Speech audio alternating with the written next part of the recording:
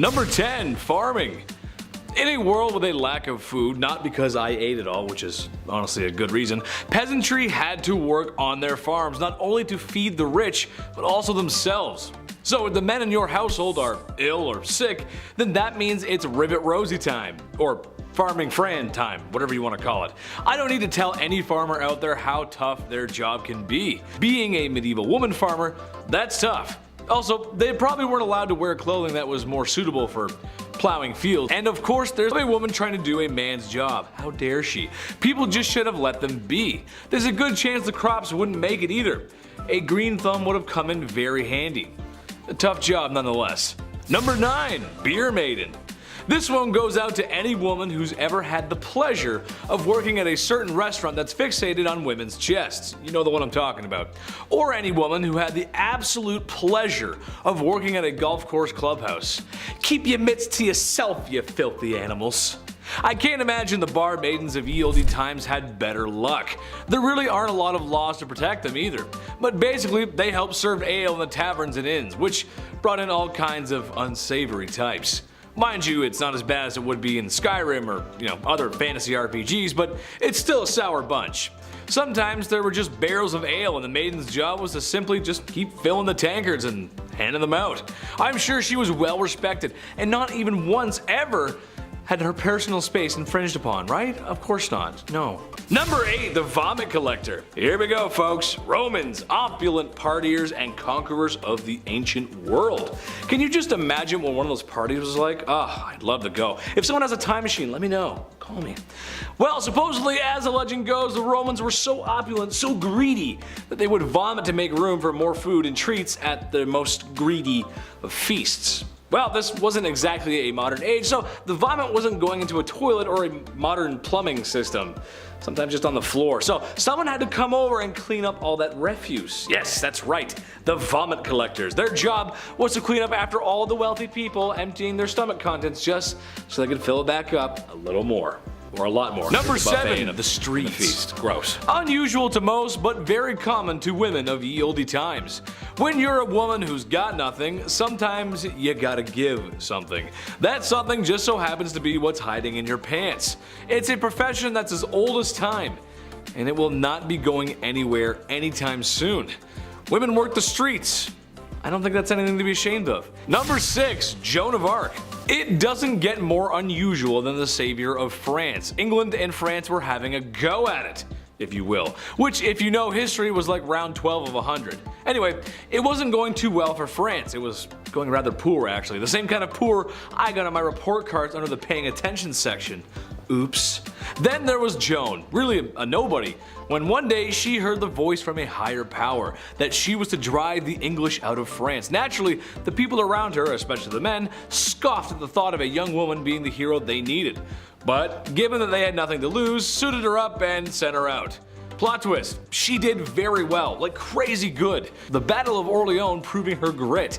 The English were so confused and disgruntled by a young peasant girl defeating their armies, they thought it was only proof of one thing, that she wasn't a sign of God, but rather a sign of the devil. How dare a woman beat us in that's man stuff. You can't do that. Number 5. Queen. It is unusual. Most people didn't get to be royal. I mean, think about it, seriously. Although I'd certainly like to be, I can't just imagine it. King of the internet.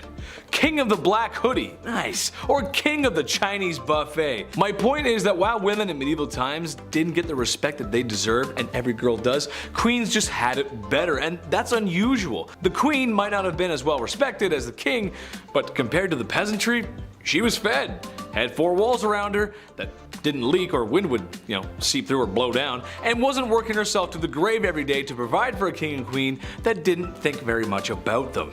That's a really hard life to live. Number 4. Cooking.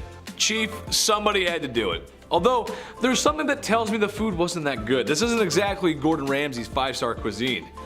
Beans, cabbage, eggs, onions, bread, and of course beer or ale to wash it down. The peasantry just didn't have the same access to food like royalty did. Although with a list like that, it sounds like it's a fast-track way to an upset stomach or some really grody gas, dude. It was women who would often be preparing those delicious dishes. Besides the hours I would spend on the commode after visiting a commoner's house from eating that, the taste is something worth talking about, I think. When you guys are cooking chicken, for example, what are your favorite recipes, spices, flavors? Let us know in the comments, I'm curious. My favorite chicken is barbecue chicken. Brush a little Diana sauce. Medieval folks just didn't have that. More upsetting than that is the lack of spices in general. While there were some, anything not local would have been crazy expensive and not available to common folks. Medieval women did the best with what they could when they had it. That's just how it goes, Chief. I talked to him, he's a chef, he said it's alright. Number 3. Nuns. It makes sense, honestly. Becoming a woman of God was honestly a good career choice for a woman. For starters, you become a woman of God, and that means you're protected under his vision. Thank you, Jeebus. And people need that back then, seriously. Secondly, it would also give you a place to live. Some nuns stayed in one town and others traveled where needed, staying in monasteries and convents where it was possible, and probably more comfortable than living in the mud and stone huts that the serf women were living in. And lastly, they got rulers and sticks, and if someone was bad, they would punish them when they misbehave. Oh, sorry sister, I didn't mean to say naughty words in the classroom. I guess you'll have to spank Chetty now, ooh. All jokes aside, this might have been one of the best things for a woman to be, besides royalty or marrying rich. It's just how the times went. Number 2, landowner. I was shocked by this one too, honestly, but yes, women could own land. Sort of. It wasn't a blanket green light, it's a bit more confusing than that. Some could, some couldn't. There was a few rules here and there. They were stupid man patriarch poo-poo rules, but rules nonetheless. In Normandy, for example, only men and their sons could possess land ownership. In the Basque region, both sons and daughters could inherit land. In England, both could, but if there were any surviving men or brothers, then they would be considered first, and not women at all sometimes. So no, it's not as open as today, and you probably would catch some strange looks as a woman rolling up to an empty lot and staking your shovel in the ground. It makes life a lot easier if there aren't so many rules, and I know you guys agree with me at home. The less red tape, the better, right? And be nice to girls, be nice to women. Number 1, artists. This one hits home. I think Chris can agree with me on this one. A lot of male artists, writers, and poets get remembered from history, but there was a few decent female ones too. We gotta give them some spotlight. It sucks that males get all the spotlight. To me, this makes sense. In my experience, a lot of girls I knew growing up had natural talent for arts. I remember growing up in school and art class was always one of my worst subjects. No, not because I didn't follow directions, but my art never came out the way I wanted it to. I didn't feel the motivation, babe. I couldn't see the motivation. Most of the girls in art class just passed with flying colors. No pun intended. And for writing, well, besides my dyslexia, if you looked at a paper I wrote in the 6th grade versus a girl from my classroom in the 6th grade, what's the difference? Well, you can actually read hers.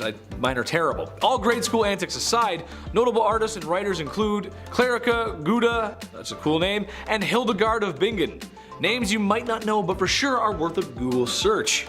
Number 10, train engine cleaner. Ever wanted to get inside a small hole in the engine of a train and shovel out the coal that was left in there? Ever wanted to go underneath a train where you can't fully stand up in the middle of the night and rake out a dusty ash pan, getting all kinds of ash and stuff in your mouth? Perfect! You can go join up with the railroad as a train engine cleaner. These guys would spend their days shoveling 5 to 6 tons of coal into the furnace of the steam trains, and then spend their nights climbing into said furnace, cleaning it out, and then going out in the middle of the freezing cold, wet night into a trench covered in water and oil and dust, and get right up under that sucker and pull out all the ashes and dust and crap that came out of the engine while it had been running all day. Number 9. Linker boy or linker men. Before the introduction of gas lights on the streets of London, the only gaslighting came in the form of small children who made you believe that you wouldn't be able to walk the streets without them tagging along with a torch to help guide your way. Then they'd expect a tip from you. Oh, rascals. They weren't so bad. They were generally pretty helpful in getting you from point A to point B while being able to see one foot in front of the other. And their charge was usually just 1 farthing, or the equivalent of a quarter. The linker boy, like a lot of the jobs on this list, was actually featured in a lot of art and literature from the time, and there were even some rather infamous ones, like Lawrence Casey, who was the personal linker boy for the courtesan Betty Careless. Oi! Where you going, mate? You forgot to like and subscribe to the channel. Oh, and while I've got your attention, why not take a little peek over at our Facebook, where you'll find behind the scenes content. Get on with it! Alright, bloody hell. Number 8, knock her up. No, not like that. God. Look, I despise my alarm clock. It wakes me out of my deeply deserved beauty sleep at 6 a.m. every weekday morning. Now take the alarm clock and assign that job to a real person.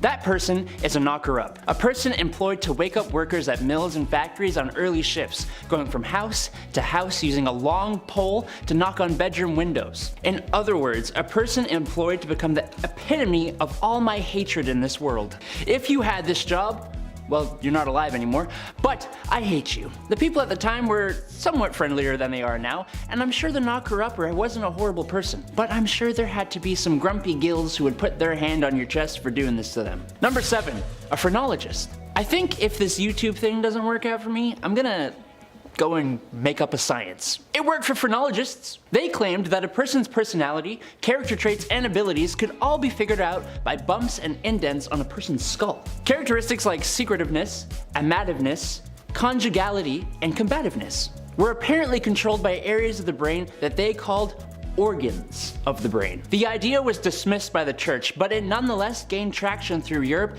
and was really popular in the States. The idea that you could modify these organs through self-control and practice sounded really good to self-help gurus at the time, if only it was real. Number 6, a dog whipper. Looking for someone who absolutely despises dogs and doesn't mind being despised by the rest of us.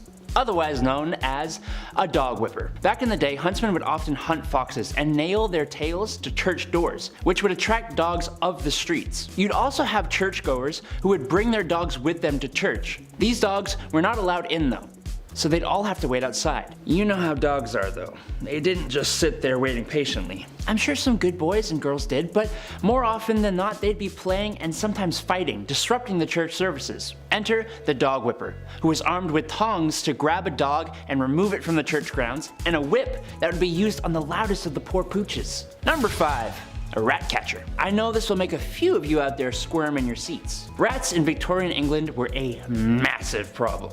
They were everywhere. Every nook and cranny of your house, from the basement to the pipes. There was even an account of them spilling over from royal parks. So of course, where there is a problem, there is a job. Rat catchers were pretty famous throughout the Victorian era and were highly praised in society, but the job wasn't too glamorous. You'd be going into the dark, dirty places where rats would make their homes and catching and often killing thousands of rats a year. Often rat catchers would use other animals like dogs and ferrets to help them hunt down the rats too.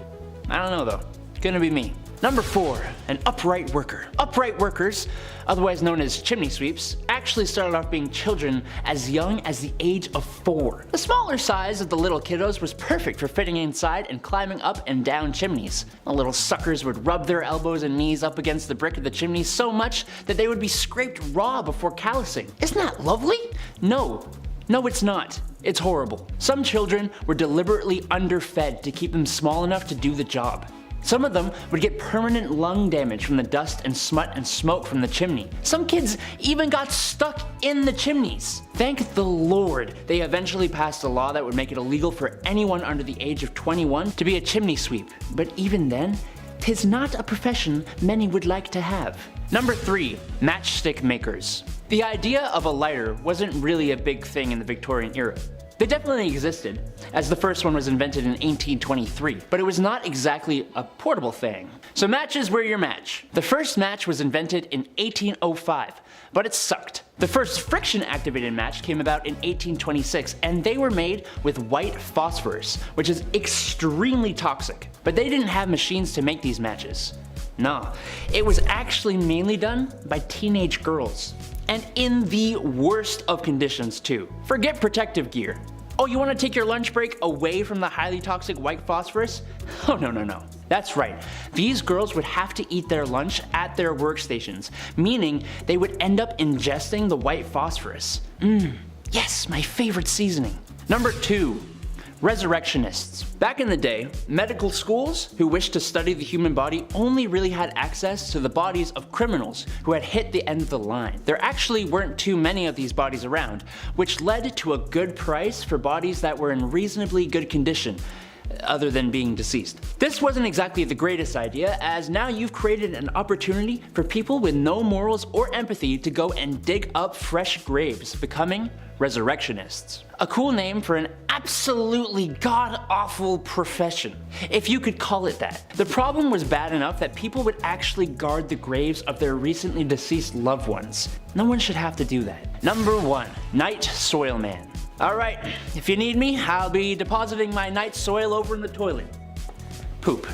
Night soil is poop. And the night soilman? Well, you see, before we had real sewer systems, the night soil you deposited at home would go into a lovely hole in the ground. As you can imagine, these would tend to fill up over time, and that's when you have your night soilman come in. Yes, his job was to clear out the poop deposits from houses and cart it away in the middle of the night so nobody in polite society would have to see it. But they were always in business, so that makes the job a little less crappy. At number 10, Groom of the Stool. There were a lot of really horrible jobs back in the Middle Ages. I mean, these people literally took any task you could think of and turned it into an actual profession. From fetching water from the nearest stream to handing drinks to people, everyone had some kind of job. But with that said, some jobs were worse than others, and here's one of them. The Groom of the Stool was a job created during the reign of Henry VIII, where the role was to monitor and assist the king in his bowel movements. They would carry a commode around at all times, waiting for the king to do his business, and they were also tasked with monitoring the king's diet and meal times, and would organize the king's days around his break times. They were also tasked with undressing the king for him to do his business, and it's also been suggested that they would have to, quote, cleanse the royal posterior as well. You know you're well off when you hire someone just to take care of your bodily business. Talk about a crappy job. At number 9, kissing sheets. For thousands of years, one of the biggest threats that people of royal or high status had to worry about was being taken out by their enemies. Monarchs worried about the threat of being poisoned by their enemies, as it was one of the most common methods of offing someone. So they thought of an array of precautions to take in order to prevent being taken out by some kind of spicy death sauce or something. Many monarchs hired tasters to try their food before it was given to the king to make sure it wasn't poisoned, but some monarchs were also afraid of being poisoned through something that they touched. This is why Henry VIII hired someone with a very important job to make sure that his bed wasn't poisoned. The person who was tasked with making the king's bed was also required to kiss every part of his bed every morning. They would kiss the pillows, the sheets, and blankets to prove that someone hadn't smeared poison on it. The king was also concerned with people poisoning his clothes too, as well as his sons, and so they would be tested for poison before they got dressed. Henry VIII was really out here providing employment for just about every weird task you could think of. Before we carry on talking about some of the strangest professions from back in the Middle Ages, why not take a moment to leave a like on this video if you're enjoying it so far, and while you're at it, consider subscribing to the channel to see more videos like this one. At number 8, leech collector. Back in the Middle Ages, things were still quite underdeveloped, like medicine for example. In our last video, I told you guys about alchemists who, at the time, were pretty much the ones who sought out cures for different ailments. Because science wasn't really known to them back then, they tried using whatever they could find to create cures, and one of the most common things that were used in medicine were leeches. Now, as we've learned by now, anything could become a job in the Middle Ages, and so gathering leeches became a profession. What's even weirder than the fact that finding leeches was someone's job is the method of how they collected those bad boys. Leech collectors would wade into the water with bare legs and wait for the leeches to come to them. They would swish around and try to gather as many leeches on their body as possible. They would then get out of the water and pry the leeches off, putting them into a bucket and selling them to people in town like barber surgeons and other medical professionals. Now, I can't say I've ever had a leech on me, so I don't really know what it feels like, but I can imagine that it's an uncomfortable feeling, so to have a bunch of them all over you must have been a nightmare. And number 7, fuller. Wool was a very important part of life for people back in the Middle Ages.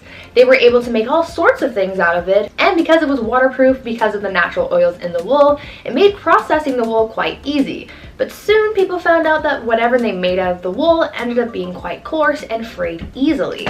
They figured that if they removed the oil from the wool, then it would make the overall product a little nicer, which it did, but the oil removing process definitely wasn't pleasant. Back then, in order to get the oils off wool, people called fullers would process the wool by pouring stale urine over it and then stomping on it. They needed some kind of alkaline solution to dissolve the oils, and urine was the best and most abundant solution. What makes this extra gross though is the fact that when it came to big batches of wool, they would have needed the urine of a bunch of people to get the job done. So that means that the fuller would have been sloshing around in the urine of like half the town. Gross. And number 6, ostiary. In the Middle Ages, religion played a big part in the lives of the people, and there were actually quite a few jobs centered around having something to do with the church. This is true with ostiaries, who worked almost like a secretary for the church. This position was normally held by a man who wanted to move up in the church's hierarchy. He was basically doing a menial task to butt kiss his way to the top. Ostiaries were tasked with being kind of like a church bouncer. They would make sure that unbaptized people didn't come into the church during certain times, and they would also man the doors during baptisms. This profession was based on the Roman habit of having a slave guard the doors of their master's house. And number 5, bear leader. Now here's a really strange job from the Middle Ages, which sounds both terrifying but also kind of cool. Back in the Middle Ages, blood sports were all the rage. Many of the monarchs who ruled during this time were obsessed with watching blood sports, which honestly kind of explains a lot, but that's besides the point. One of the most popular blood sports was bear baiting, which involved making a pack of dogs fight a bear. Sounds gruesome, but it also begs the question, well, where did you get the bear? Well, that's where bear leaders came into play. For bear leaders, their whole job was to lead bears from village to village so that they could participate in blood sports. Now it sounds super dangerous because, well, we're talking about a big bear, but imagine how much of a flex that would be to say, yeah, I wrangle bears for a living. Like, how cool would that be? Now that's something to put in your Tinder bio. And number 4, the piss prophet. As we all know, medicine wasn't all that advanced in the Middle Ages. There were no actual doctors, and the people you would have visited if you were feeling unwell were the same people who doubled as barbers, so I don't know how accurate their medical diagnosis would be. In medieval England, people didn't really know much about health, and many people were known to get diagnosed based on their pee. Back then, they believed that the consistency, color, and taste of someone's pee could diagnose someone's ailments. The people who collected people's urine samples were called piss prophets, and they had their own criteria for determining what was going on in someone's body based on their urine. According to the piss prophets, if your pee was white, then it was the ideal color, and that meant that everything was working properly. If it was wine-colored, like blue or black, then it meant that something was very wrong. And if it was green, then you were basically on your last leg and you should probably get your will in order. Now, I'm not sure how accurate these readings actually were because medicine was basically non-existent back then, but they tried their best with what they had, I guess. And number 3, muckraker. In our last video about unusual jobs from the Middle Ages, I told you guys about a job where people had to clean up human waste with ladles and then transport it elsewhere to keep the town clean. But there's another profession along those same kind of lines that I'd like to tell you about. Muckrakers were the people who were responsible for cleaning waste off the streets in whatever town they were in. You see, back then, people kind of just disposed of their waste wherever they pleased. But since this waste, like human and animal excrement, rotting food, and entrails, had nowhere to go and kind of just sat around the streets, you can just imagine how disgusting that must have been. So that's where muckrakers came in. These were brave people who basically rode around town, collecting waste off the ground and throwing it into carts to then be transported out of the city. As horrible as this job may sound though, these people actually made a lot of money. Muckrakers could make in 11 days the same amount as another laborer makes in 6 months.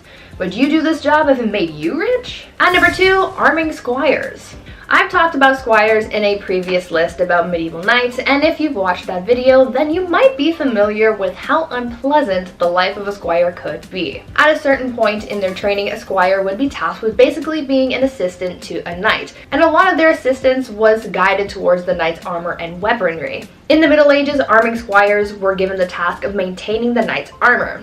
So this meant that they had to make sure that the armor was clean and properly attached to the knight's body. This job was so serious that sometimes the arming squire would have to run out into the battlefield in the middle of a fight to tend to their knight's armor, which meant that they were risking their lives for a couple hunks of metal. And finally, at number 1, pier finders. Now I think this last job on our list must be one of the worst ones by far. We've talked about how people harvested leeches, cleaned waste off the streets, and stomped on urine-soaked wool, but imagine if your job was just to go around the town and pick up as much dog poop as you possibly could. This was basically what people called pier finders would do. Dog poop was essentially used as a drying agent by tanneries to make leather for bookbinding. This was a lot of people's full-time jobs, but imagine how crappy this job would have been. I'll see myself out. Number 10, working in general. I know. World War I, 1914 to 1918. If you didn't guess already, this wasn't the age of women, or at least treating them right. Just wasn't. This, however, was the beginning of things changing. The war had a lot to do with that.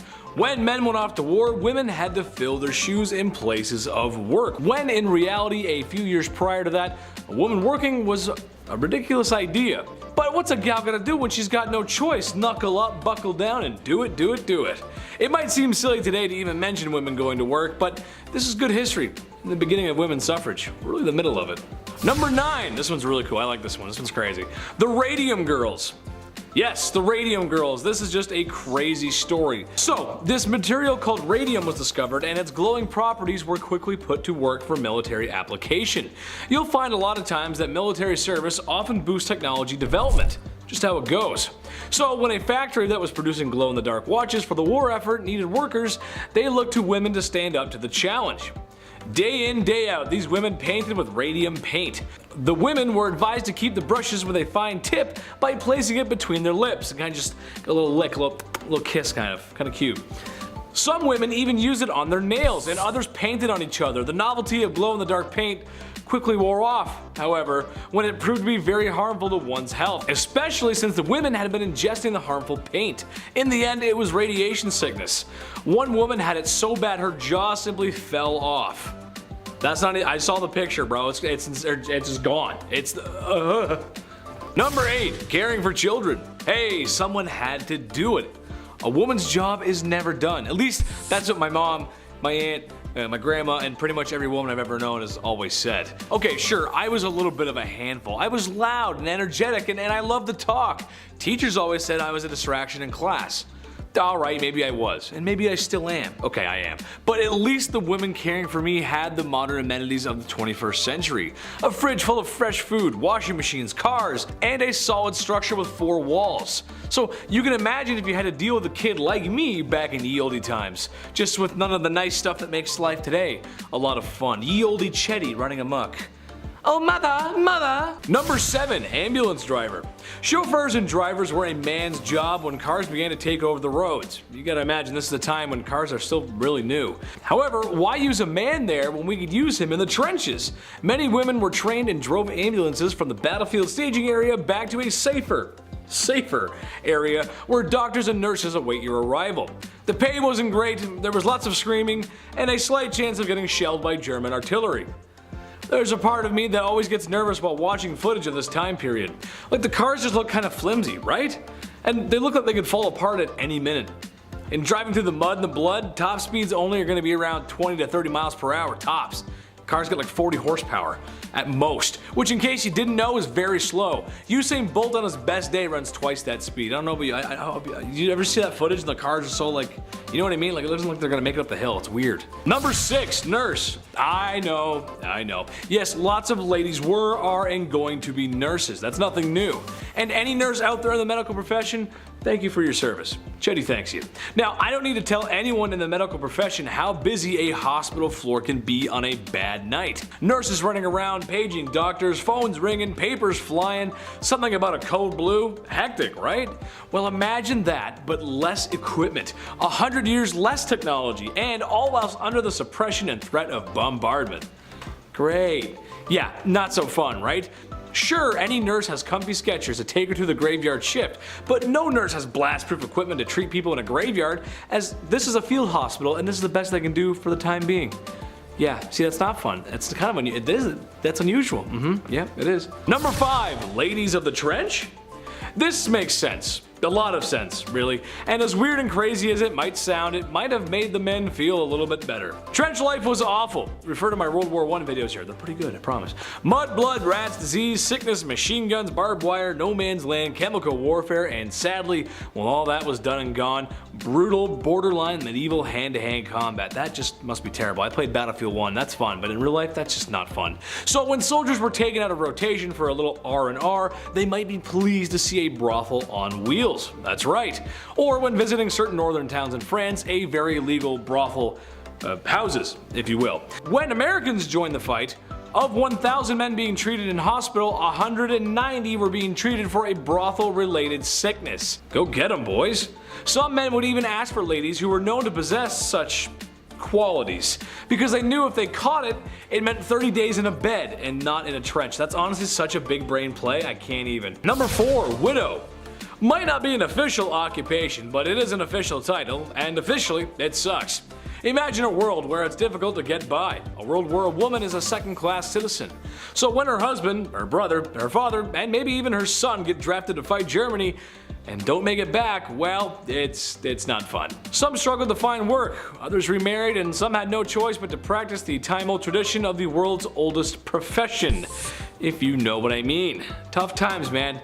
Especially for the ladies. Not cool. Number 3, farmers. Gotta tend to those fields, partner. This is also a time where there is farm equipment, yes, but not as common as today. It would have been expensive and nowhere near the state-of-the-art farm equipment that we have today. Milking machines, combines, tractors, you name it. In 1914, it's offspring. That's your farm equipment. That's how it works. Ever notice how farmhouses got lots of bedrooms? Well, if you can't afford to hire farmhands, then you make some. Except, however, the key issue with the last point as well as here is the men in your family getting sent to war. Not coming back for 4 years is a problem. Or in a worst case scenario, not coming back at all. I mean, I'm sure some came back, they just came back in boxes. Which means wives, women, sisters, and daughters had to roll up their sleeves and get to work.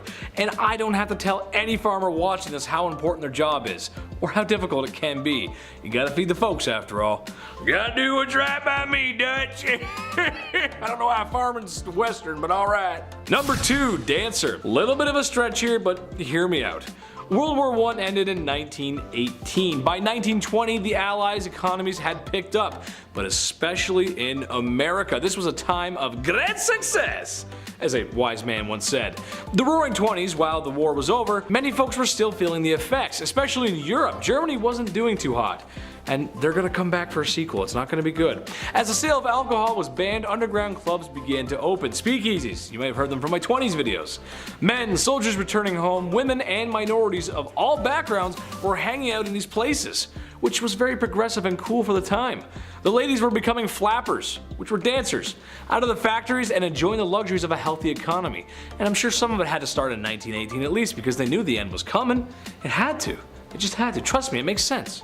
Number 1, politicians. For the first time in a long time, women were becoming politicians. Not presidents or governors, but their voices were being heard in the political space regardless, which is huge. A one Miss Rankin was voted into the US House of Representatives in 1916. A woman's right advocate, all brought to you by women's suffrage. I don't have to tell you how unusual that really is for the time. Especially for the time. Unfortunately for these ladies, while there would be some great step forwards like earning the right to vote and social progress in the 1920s, things would go back a few steps during the 40s and the 50s, and wouldn't see massive resurgence until the late 60s and 70s. You gotta remember the good stuff though, even if it's baby steps. Number 10, knocker upper. Alright, sounds a little different than its actual purpose. Hear me out. Alarm clocks, they're not great, right? They suck, no doubt about it. Now take the alarm clock and assign that job to a real life person. What does that look like? What does that sound like, rather? At 6 a.m. That person is called a knocker-upper. A person employed solely to wake up workers at mills and factories on those early morning shifts. Now, going from house to house using a long pole to knock on bedroom windows, that sounds like the best job ever, right? I can't close the list with this one. This is number 10, for sure. It's kind of fun. If you had this job, well, you're probably not alive anymore. I don't know, unless you live in a weird town. The people at the time were a lot friendlier back then than they are now, so, you know, I'm sure the knocker-upper came around today. Be a little different. They'd probably be on World Star the next day. Knocker-uppers back in the day, thank you. Thank you so much for waking me up. I would have lost $14. Thank you. It was a big deal. It was definitely a big deal. Number 9. The Linkerman. Before the introduction of gas lights on the streets of London, if you were traveling alone at night, well, you'd probably get lost. Because, yeah, even London now I'd get lost, you know what I mean? So that's where a Linkerman would ideally come into play. They'd come in to save your night. What they would do is they would carry with them a torch to help guide your way home. They'd be like, hey, follow me, I know these streets, and then you do it, I guess. It's a little scary. At the end of this impromptu tour, they'd of course expect a little tip from you. Of course, thank you for lighting my path and getting me home. Cheers. Here's 1 nickel. It's actually a lot back then. Here's 1 penny. There we go. They weren't so bad. They were generally pretty helpful in getting you from point A to B, whilst also being able to see 1 foot in front of the other. That doesn't hurt, especially in Victorian London. You get to step on a dirty rat. That'll be gross. It's like a friend walking you home, only you don't know them. And it's the Victorian era, so probably pretty unsafe. 50-50 if you're gonna make it. And their charge was usually 1 farthing or the equivalent of a quarter. The Linkerman, like a lot of the jobs on this list, was actually featured in a lot of art and literature from that era. And there were even a couple famous Linkermen, famous Linkermans, like Lawrence Casey, for example, who was the personal linker boy for the courtesan Betty Careless. Imagine that, your arm must be so strong with that lamp all day. Ooh, it's just like, oh, I can't put it down. Number 8, ghost photography. 1800s ghost photography. Apparently it was a theme or a vibe, I don't know, but there were people that would take the photos of these ghosts. So at one point you would be hired as a professional ghost photographer. On paper, here's your tax returns, that's what I did. The camera, of course, was a hot new invention back then, so tales of ghost and spirit were easily believed, especially when you have a photo of a see-through woman. That probably helps sell your tale for sure. Like, here she is. It's like, that's mom. That's definitely not, you just did that in the back room. I don't believe you. A big name in the ghost game was that of William Thomas Stead. He was born in 1849, so now he's for sure a ghost. Stead was the son of a Congregationalist minister, and at the age of 22, he was appointed as editor of the Northern Echo, which was a regional newspaper in Darlington. Yeah, this British medium, Richard Borsonnel, featured a photo of W.T. Stead and a spirit. Imagine that. Imagine a day where somebody was awarded the Nobel Peace Prize and they also posed for photo ops with ghosts. Like, can we pick a lane? Science or not? What are we doing here? Number 7, grave designs. Graves, but make them cool, you know? Customize your own pit in the ground. That's fun, that's grim. In the late 1700s, cholera, bacterial infections, pretty much anything floating around your mouth and eyes, it was spreading and it was bad. Not a good thing to ingest. Not an ideal time in history. Many were biting the bullet at this time, of course, being gravely ill. But with this came a dark, new, fun trend. Yeah, here we go. The safety coffin. Yeah, let's make your own coffin, DIY. These coffins, God forbid, you were buried alive, while these safety coffins would allow the dead to rise again. Yeah, some Tony Stark guy in the back's like, if you push this, the body will pop back out and come to life. It's like, really? A lot of these coffins were built with extra comfort on the inside and of course a wire, the safety backup wire. This wire ran through the coffin, through the ground, and attached to a bell on the outside on the ground. So if somebody was walking by and they heard a bell ringing beside a gravestone, first of all, it's haunting, well, they know something's up and they can get them out. But folks would get creative with their safety coffins. They would ask the inventor to make them crazy things, like a man named Robert Robinson from Manchester. He had some odd requests. He passed away in 1791, but he instructed his family and watchmen to open this special door on his coffin after he passed. This special door would reveal a layer of glass. Yeah, so if anybody saw any condensation, well, you know he's still alive and get him out. Only he wasn't alive. And now we just have the world's scariest exhibit, just a real life dead man. Let's close that back up forever. I don't want a glass coffin, that's disgusting. Number 6, rat catcher. I mean, obviously you know what's gonna happen with the name the rat catcher. It's gonna make a lot of you out there squirm in your seats, and I apologize in advance. Hit that thumbs up, you know, let's even out the energy. Rats in Victorian England, they were a massive problem. They were everywhere. Every nook and cranny of your home probably had a dirty, fat rat just sitting there with its weird teeth looking at you. From the basement to the pipes, everywhere. It was literally a big problem. There's even an account of them spilling over from royal parks. So imagine that. So of course there's a problem. So of course where there's a problem, there's now a job, right? Someone's got to do something about it. Rat catchers were pretty famous throughout the Victorian era. I mean, of course, brave souls, and they were highly praised in society, but the job obviously wasn't too glamorous. You'd be going into dark, dirty places where rats would make their homes, and we'd catch them, and you'd often have to kill thousands of rats every single year. And then deal with that. I don't even know how you deal with those bodies. Let's say bones. Ew. More often than not, rat catchers would use other animals like dogs and ferrets to help them hunt down the rats. So you have your own little animal posse hunting down other animals. You would feel pretty good. You feel like the king of animals almost. Probably not, eh? It's probably a disgusting job. You probably hate it every day. Number 5, matchstick makers. The idea of a lighter wasn't really a big thing back in the Victorian era, obviously. I mean, they definitely existed. The first lighter was invented in 1823, but it wasn't like the ones we have now. Not like those Bics that still don't work. It wasn't a portable thing. The first match was invented in 1805, but it kind of sucked. And the first friction-activated match came around much later in 1826. This one here changed the game for good. They were made with white phosphorus, which is of course extremely toxic. But they didn't have machines to make these matches. No, it was of course done by people, young women. It was only women that had to do this, and in the worst of conditions, of course. And before you ask, no, they didn't understand protective gear. Well, they did a bit, but even so, women didn't get that kind of luxury, right? They didn't get that treatment. These girls would have to eat their lunch at their workstations, meaning they would probably end up ingesting said white phosphorus the entire shift. History is horrible. Number 4, divorce lawyers. If you've seen Game of Thrones, you've heard of trial by combat. That was the norm back in the day. You know, you fight for your freedom. That's great. But what about divorce by combat? What in the Mr. and Mrs. Smith is happening? Was this real? I can't believe this. If you and your significant other weren't getting along in the dark ages, instead of, you know, dishing out thousands on couples therapy and signing all that paperwork and getting it done with and going your separate ways, no, instead they would battle each other, like combat. It was an organized event too. It had restrictions in place for the husband. It's pretty hilarious to think back on. Like the husband would have to stand in a hole with one hand tied behind his back, while the wife ran circles around this hole with a sack full of rocks. A sack full of rocks. How intense is that? That's why you don't cheat in the dark ages, Lancelot, okay?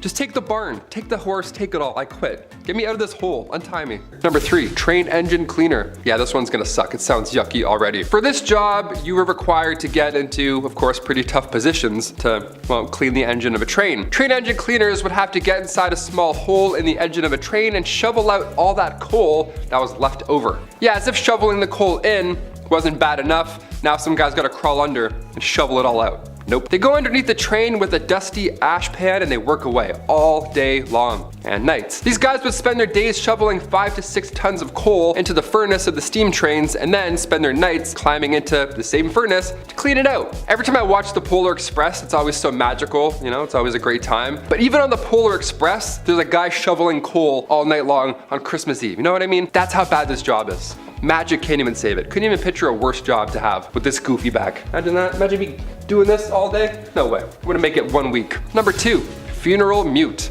Ah, yes. Death. Happened quite a lot back then. I thought being a pallbearer had a lot of pressure, you know? Don't drop them, all that kind of stuff. Victorian London saw many, many funeral mutes. Now, Oliver Twist, one of the lousy jobs in that tale, was that of a funeral mute.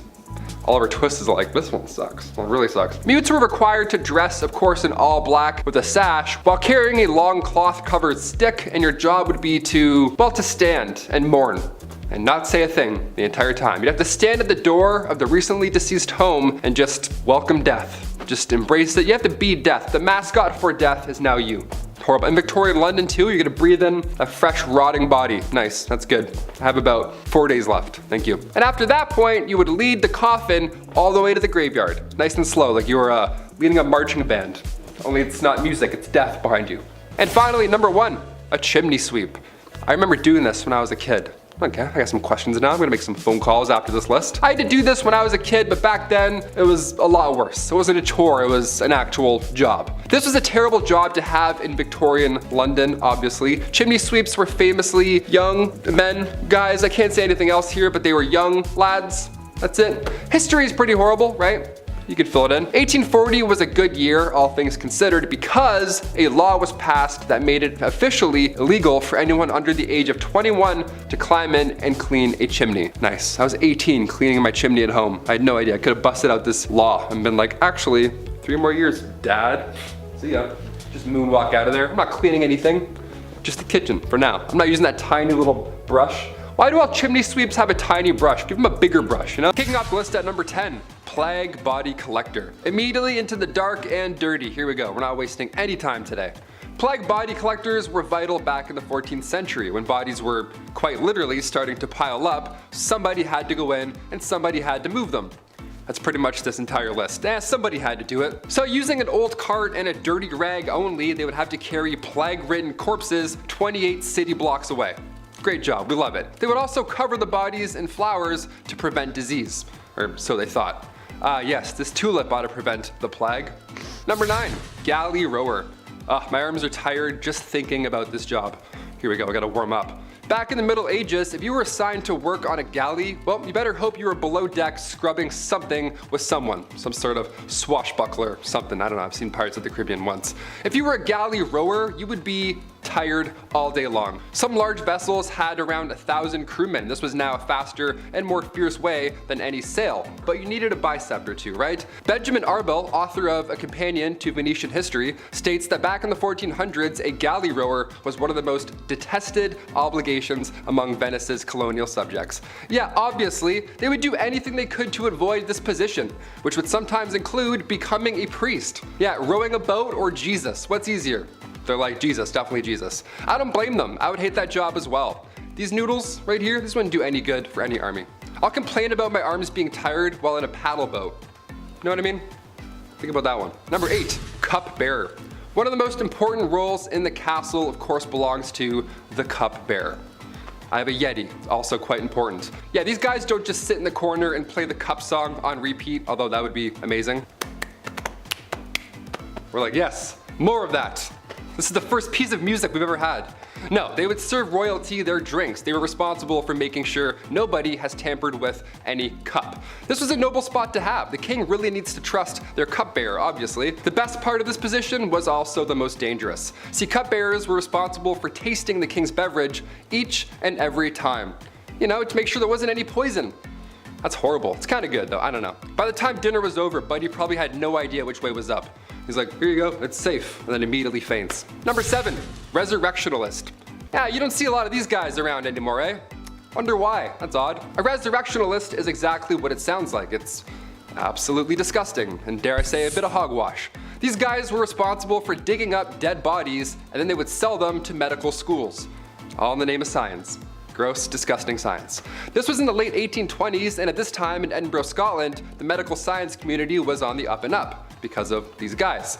But in order to study new medicines to, you know, avoid the next plague, they needed to get dirty. I'll tell you what they didn't need though. They didn't need William Burke and William Hare. See, these two Irish brothers, they were both resurrectionalists who were running out of patience and money. So they themselves would end up taking people out and then proceed to sell their corpses right after. They did this 17 times. They killed 17 people all in the course of 2 years. Then they sold their corpses to one Dr. Robert Knox. Yeah, it took 17 killings before somebody caught on to the system of theirs. Hare testified against Burke, so Burke got the old gallows treatment and was publicly dissected. His skeleton is actually, hilariously enough, still on display at the Edinburgh Medical College Museum to this day. So if you want to go flip off a skeleton, there you go. Number 6, fullers. Ancient Romans were pretty creative, dare I say. That's what we'll say about that. Recently we did a list on dark medical practices used in history, and in that list we talked briefly about how urine was used by ancient Romans to, you know, whiten their smile. We love that. Fresh breath guaranteed. They also used urine to wash their clothes. They didn't use soap because the amount of ammonia in your pee often did the trick. Again, creative. Lye was also used to clean clothes at this time, but it was pricey, so plan B was to head down to the old laundromat and then hand your dirties over to a fuller. Yeah, these lucky lads would have to stand in a tub filled with chemicals, water, and, well, yes, lots of urine, and then just stomp. Just stomp and scrub for hours. Urine collected from all over town. How lucky is that guy? And of course, most of the time, they would get extremely ill. Obviously, just breathing that in. From one of the many poisons that they're splashing around in, that'd be the worst job. Ugh, this should have been number 1. but it's not. Trust me, it's not. Number 5, ewerer. Ah yes, the ewerer. That's a easy word to say right there. Ewerer. Ewerer. While water carriers were responsible for carrying fresh water supplies throughout town, the ewerer was responsible for nobles and their water supply. Yeah, see, these lucky lads had the misfortune of transporting boiling hot water. You know, for tea, hand washing, a hot bath, you name it, all that nice stuff. Anything you desire that requires boiling hot water from all the way across town, well, the calm ewerer has your back. What a stressful job. Uneven stone roads, good luck not spilling all over yourself. Number 4, resurrectionalist. All right, back in the day, medical schools who wished to study the human body only really had access to the bodies of criminals who had hit the end of their line, right? You're not gonna go dig up someone's wife and be like, hey, mind if I study her? He's like, no, please. There actually weren't too many of these bodies around to begin with, which led to a good price for bodies that were in, well, reasonably good condition to, study up close, other than being, deceased and disgusting. This wasn't exactly the greatest idea, sure, I'll admit that. Now you've probably created an opportunity for people with no morals or empathy to go and dig up fresh graves. And that's exactly what happened. People would become their own resurrectionalist. It's a cool name for a god-awful profession, if you want to call it that. The problem was so bad that people had to protect, they had to guard the graves of their recently deceased loved ones, or else these guys would come in and try and dig them up and sell your nana for like 20 bucks. You have to stay there for 4 nights and guard her. That's crazy. No one should have to do that. The Victorian era sucked. No one should have to do that, or this next one here. Number 3, lector. Long before Spotify, or even before the miracle worker herself, that is LimeWire, may she rest in peace. Couldn't have grown up without her. Factory workers needed entertainment to distract themselves from the repetitive, horrible tasks all day long. I mean, we're talking about a time where women were making arsenic dresses for a living. This was long before the labor board ever existed, right? It was all bad. It's 1929, workers are treated like complete trash, so they decide to liven up the workday by bringing in a lector. A lector would read the news or literature out loud to workers all day long, every single day.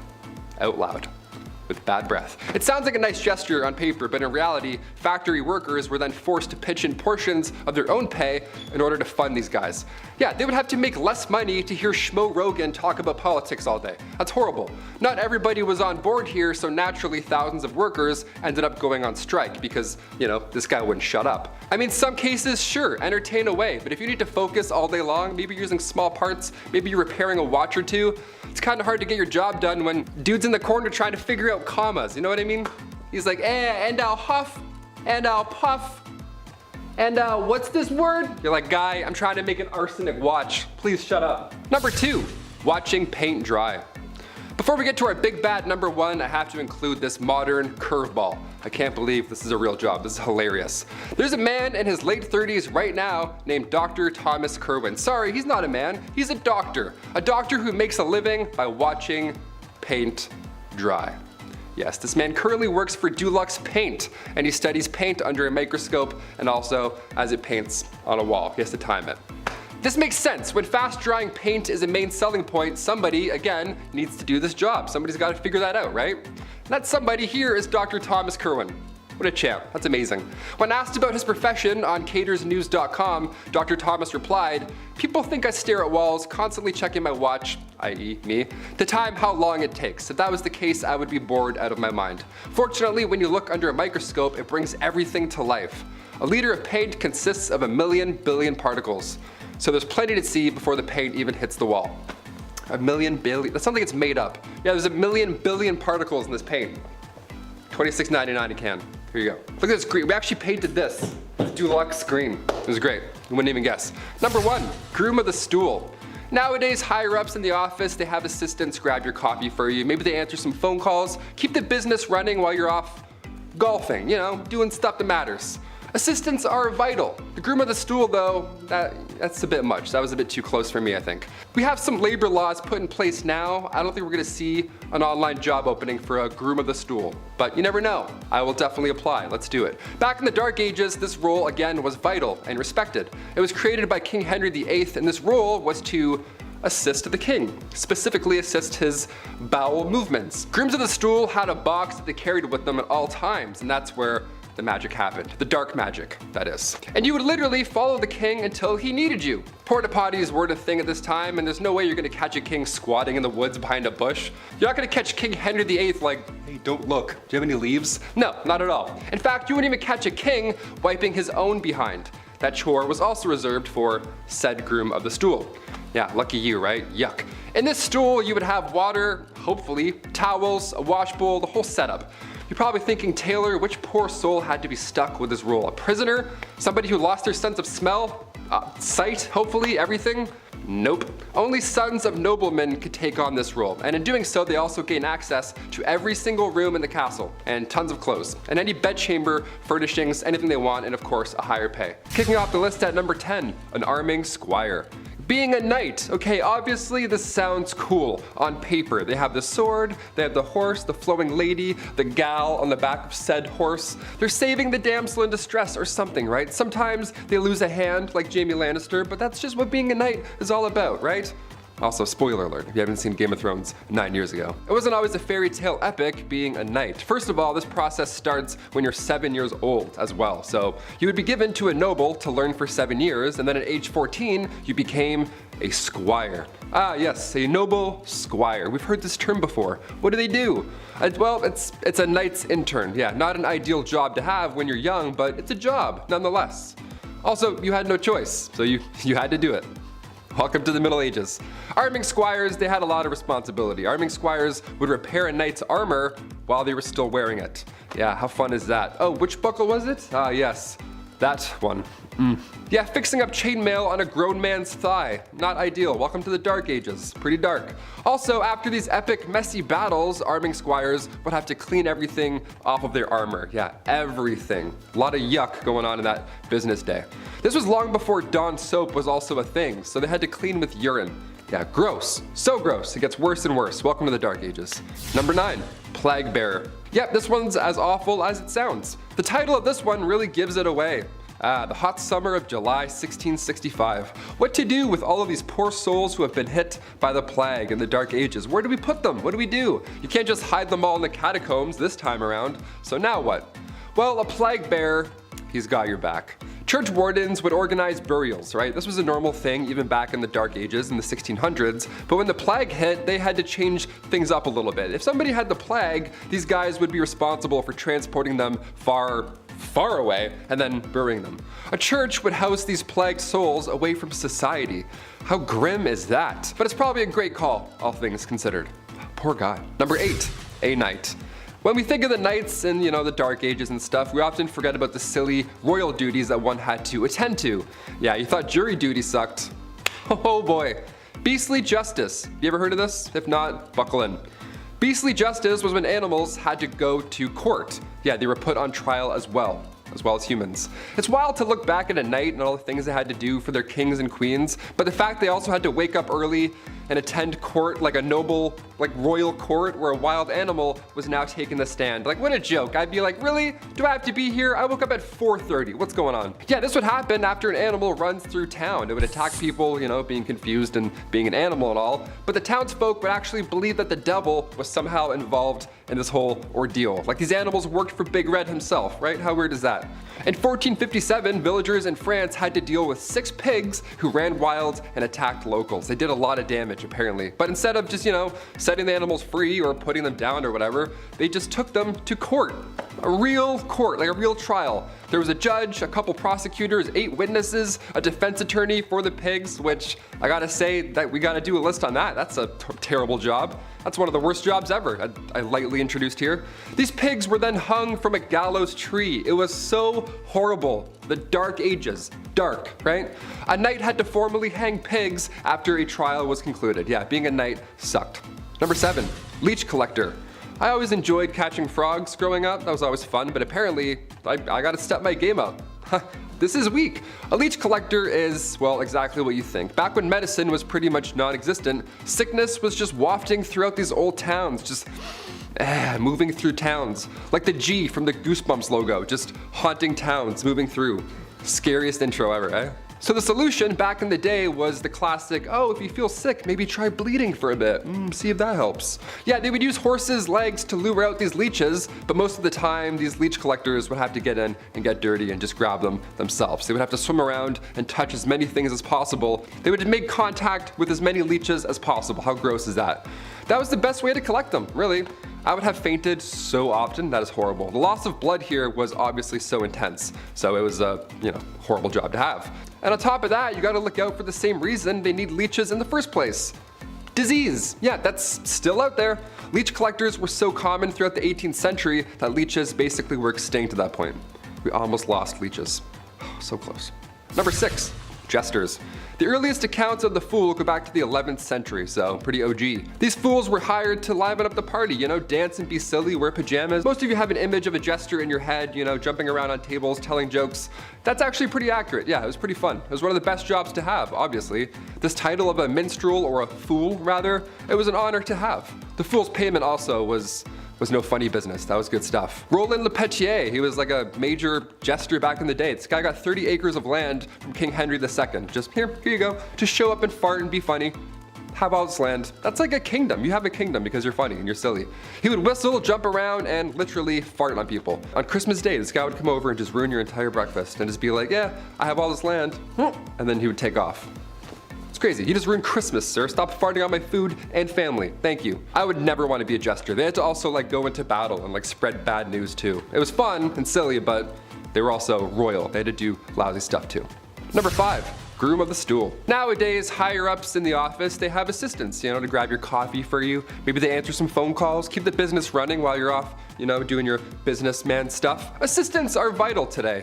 The groom of the stool though, that was a bit much. We have some labor laws put in place now. I don't think we're gonna see any online ads opening for a groom of the stool. We'll see though, fingers crossed. It had good benefits. Back in the Dark Ages, this role was vital and respected. It was created by King Henry VIII, and this role was to assist the king, and specifically assist his bowel movements. You had a box that you carried with you at all times. That's where the magic happened. The dark magic happened in this box. You would literally follow the king around until he needed to go to the washroom, until he needed said box. Porta potties weren't a thing back then, and there's no way you're going to catch that king squatting in the woods. In fact, you wouldn't even catch that king wiping his own behind. That chore was also reserved for the groom of the stool. Yeah, lucky you, right? In this stool, you would have water, towels, a wash bowl. The whole setup would be in there. You're probably thinking, Taylor, which poor soul had to be stuck with this role? A prisoner? Somebody who lost their sense of smell, hopefully? No, only sons of noblemen could take on this role, and in doing so, they also gain access to every room in the castle, tons of clothes, any bedchamber furnishings, you name it. And of course, a high pay. Always helps. Thank God. That's maybe the worst job in history. Maybe. We're almost there, you'll see. Number 4, a scribe. Scribes would copy text, something that would take months, right? It would be a horrible job. My wrist hurts sometimes filling out my name. I'm like, oh, I haven't done this in years. You ever read the terms and conditions to an iPhone? Imagine life before copy and paste. You had to write that out. It was a process. I mean, first you had to convince somebody to let you, borrow their codex. Yeah, people don't trust me with their phone chargers, let alone their codex. Okay. You take that for months at a time, of course at a high cost, a lot of trust there, because many didn't know how to write, and to be fair, if I magically got transported back to the Middle Ages, they wouldn't be able to read my chicken scratch at all. Also ink?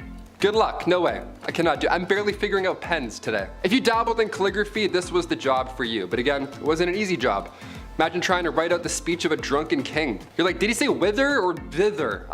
This guy's asleep. Number 3, toshers. Toss a coin to your tosher. Here we go. This was one of the worst jobs back in the day, and it wasn't even a legal job. Shh, don't tell.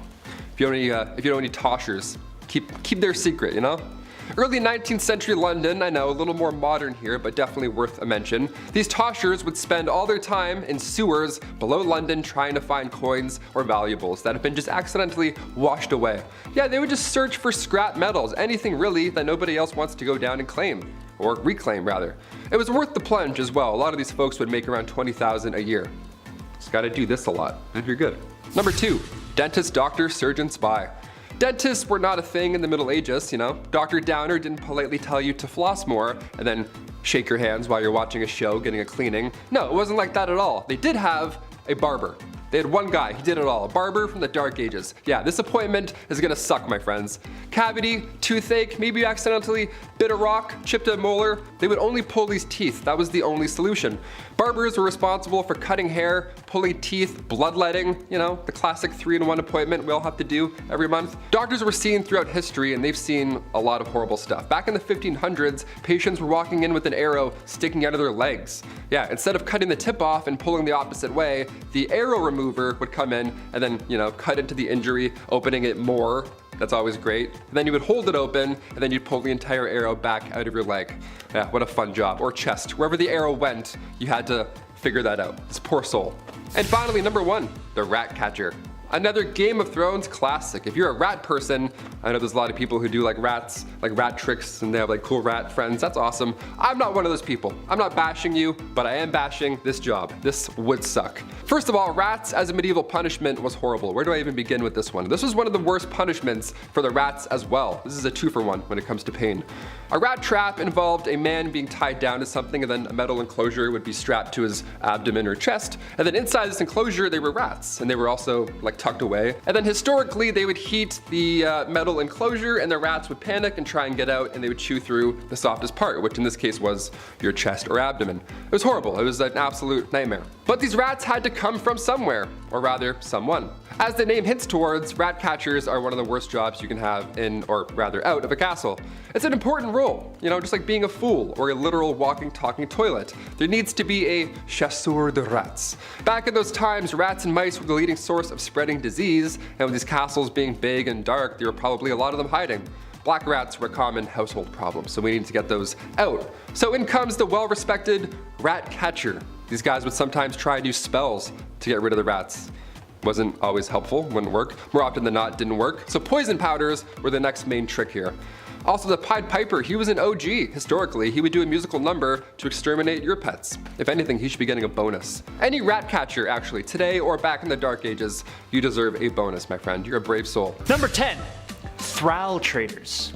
Now look, Vikings weren't all that bad. Sure, they would go off to other countries and lands and raid and pillage for a bit of sport. They'd de-life you and your family, or they would take the people from your village that could do some good manual labor and bring them back to the market where they were sold to other Vikings as thralls. But okay, you know what? Yeah, I'm not really making this any better. The selling and purchasing of actual people has unfortunately been a successful business strategy in almost every single corner of the world for as long as there have been people to do it. And the Vikings were not exempt from this. While it was a standard way of living at the time, the people who actually auctioned off thralls for silver and gold pieces, or for goods like furs, weapons, livestock, and food, by our standards, were the worst of people. To make the life of another human being nothing more than a product is pretty disgusting. Gotta love how people just always treat each other so nicely. Life for a Viking thrall was anything but pleasant, but they were a part of Viking society. We'll get to that later though. Number 9, hunters. Yes, a lot of Scandinavian life had domesticated animals. We wouldn't be here without that. But this isn't the time of industrial agriculture. You can't just walk into your local butcher and demand to speak to the manager when there's a lack of product. Trouble is, I think a lot of modern folks just don't know how difficult the process of hunting can be. Now, hunting is a way of R&R, a unique hobby that can give you a respect of nature and where your food comes from. Or it's a way to binge drink in a small cabin with 3 other men trying to get away from their wives. Vikings just didn't have it that easy. No catch, no food. For my taste though, in a time before gunpowder and rifles, stick to the small animals. Trying to take down a bear with arrows, that just can't be easy. Number 8, shipbuilders. Vikings got around. All around, not just Europe, but a large part of the known world, even discovering places all by themselves. They were experts at building boats. They had dragon ships, gnars, merchant ships, and a whole bunch of other kinds of water vehicles. But the most famous of all their ships would be their longboats. They used longboats to travel the world and to go on their famous vacations when they would go Viking. The dudes responsible for building these things are also responsible for the nightmares they gave all the monks and soldiers who lived in England and other European countries, assuming they survived. Imagine, it's a nice, crisp morning. You're just waking up for the long day ahead of you. You step outside to take it all in. Oh What's that in the distance? A large, flat-bottomed oak boat with the head of a serpent or a dragon, with 50 to 60 large, hairy, sweaty, angry-looking men who are coming to put you in the ground or kidnap you, take your stuff, and burn your house to the ground? You know who you have to thank for this? Yeah, it's the Viking shipbuilder. Number 7, blacksmith. Being a blacksmith is a very difficult task. Red hot iron, hammers striking and forging the metal that makes our lives possible. Sure, we don't use them as much as we did in the past, but someone's gotta make horseshoes. Shout out to all the equine lovers out there. I see you. The point I'm getting to here is that in a time before power hammers and modern techniques, it's a long process. Takes time and skill. Some might even call blacksmithing an artisan craft, especially since a lot of the things that required a blacksmith to be a blacksmith, like making swords obviously, and shields and spears, but you gotta think about everything else. Door hinges, iron fittings, bolts, brackets. It's an important job in the Iron Age. What's messed up is how dangerous it is. Anyone working with metal will tell you how rough that can be. In a time before hospitals, burn treatments, and antibiotics, I would be careful on the grind wheel. Number 6, settlers. Life in the Scandinavian countries was not easy. Summers were like 2 days long, and winters would last so long Andrew could actually move his box over to finish filming on time. Hey! A large percent of the Vikings were farmers, but the soil there was not good. So, as more and more Vikings were born and families grew, some people decided to jump ship and move away. Or try to. They'd show up in England like, "Hi, so I know we kinda just like totally raided you or whatever, but we would love your land and we're gonna settle here, okay? Cool." This was usually met with the pointy end of a 3-foot sword. They would settle in areas like Britain, the Netherlands, Germany, France, Spain, Portugal, and Russia. Some successfully, some not so much. They did successfully settle Iceland and Greenland though, with their population in Iceland reaching like 50,000.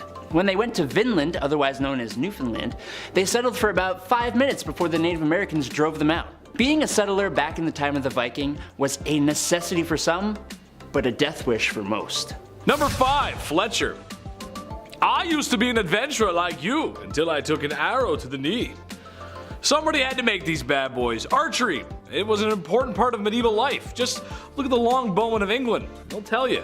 Bows and arrows may not be the first thing you think of when talking about Vikings, but judging from text, art, and other evidence suggests that archery played a major role in Viking life.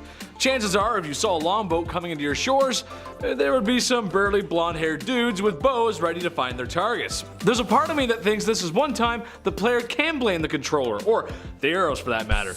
Not every arrow is going to be perfect, so if something goes wrong, you can go back to base and yell at Youngrold. Number 4, law speaker. So, in Viking life there were some rules and laws that applied to all Vikings, and some that were specific to each village or town. But they didn't have law books. There wasn't any kind of written law at all. No, instead, one lad from each town would go have the special task of being the law speaker. This was one person in town who would have the lovely job of memorizing every naughty thing that the members of the village weren't allowed to do. When a council meeting, which was literally called a thing, took place, he was there to remind everyone of any law that was forgotten or to listen and memorize new laws that were made. Then he would waltz on down to the village law rock and recite that law to everyone who was not part of the thing. Now, imagine if you forgot a law, or if you worded it differently and that caused someone to find a loophole, or imagine if you were someone who the law speaker didn't like. That guy could mess up your whole day. If the punishment for a crime was not death, it was sure damn close enough, being exiled into the cold, harsh wilderness. Look, the Vikings came into contact with enough cultures who made a habit of writing things down. Get with the program. Number 3, thrall. Hey, I don't like it. Nobody likes it. It's YouTube's least favorite S word, forced manual labor, or you know what I'm talking about. Vikings were kind of twisted in that department, honestly. Like Adam said, sometimes for fun, they take you away for some good old-fashioned manual labor. Also, like Adam said, this was a very successful and profitable business strategy. If there weren't laws that made employers pay a minimum wage, well, I'd hate to see a world without those laws, you know what I'm saying? It's a terrible thing to find yourself in. While there were some sort of sick buyback freedom program going on, the thrall system does echo with serfdom in the rest of Europe, which if you look around isn't around anymore, probably for good reason. Number 2, traders. Vikings weren't just mindless brutes who would run around plunging their axes and swords into people, getting drunk and wearing little to no clothing. I mean, yes, there was a fair share of that, but they were also very handy, excellent craftsmen and explorers. As they grew, some towns became trading centers, importing and exporting goods from lands far away. Through Russia, Vikings came into contact with Chinese and Persian traders who gave them spices and fine silks and amber. They would barter with things like weapons, furs, walrus ivory, and fish. They managed to get wine from France and Germany. But while these Vikings decided to trade in the danger of robbing for a more diplomatic profession, they still had to travel. And while they may be making hella bank, that doesn't really matter when you and your longboat carrying all your goods ends up at the bottom of the ocean. Like we said earlier in the video, Vikings were amazing boat builders, but they were not masters of the elements. And if Thor decides it's time for a storm, or if pirates got you in their sights, you gotta deal with the consequences. Number 1, beekeeping. I'll admit it, I may be a cute husky guy who reminds people of other overweight comedians. I love Candy and Farley too, and maybe sometimes I fart too much. But as it turns out, I have some fears too. I know, who would have thought? One thing I'm not cool with is flying insects, especially the ones that can hurt you. I don't like those ones. Bees and wasps, ironic, I know, my little honeybees, I know, right? Who would have thought? I've never been stung before and I don't plan on it. With my luck, Adam's a supervillain with thousands of bees at his disposal. Who knows? With all jokes aside, the Vikings had honey, which probably means they had some sort of beekeeping going on. We're not sure, however, how they did it. What I do know, though, is that they had no protection or smoke blowers. Maybe they did. Tell you what, I'll enjoy the honey and let the crazy burly men take care of the harvesting.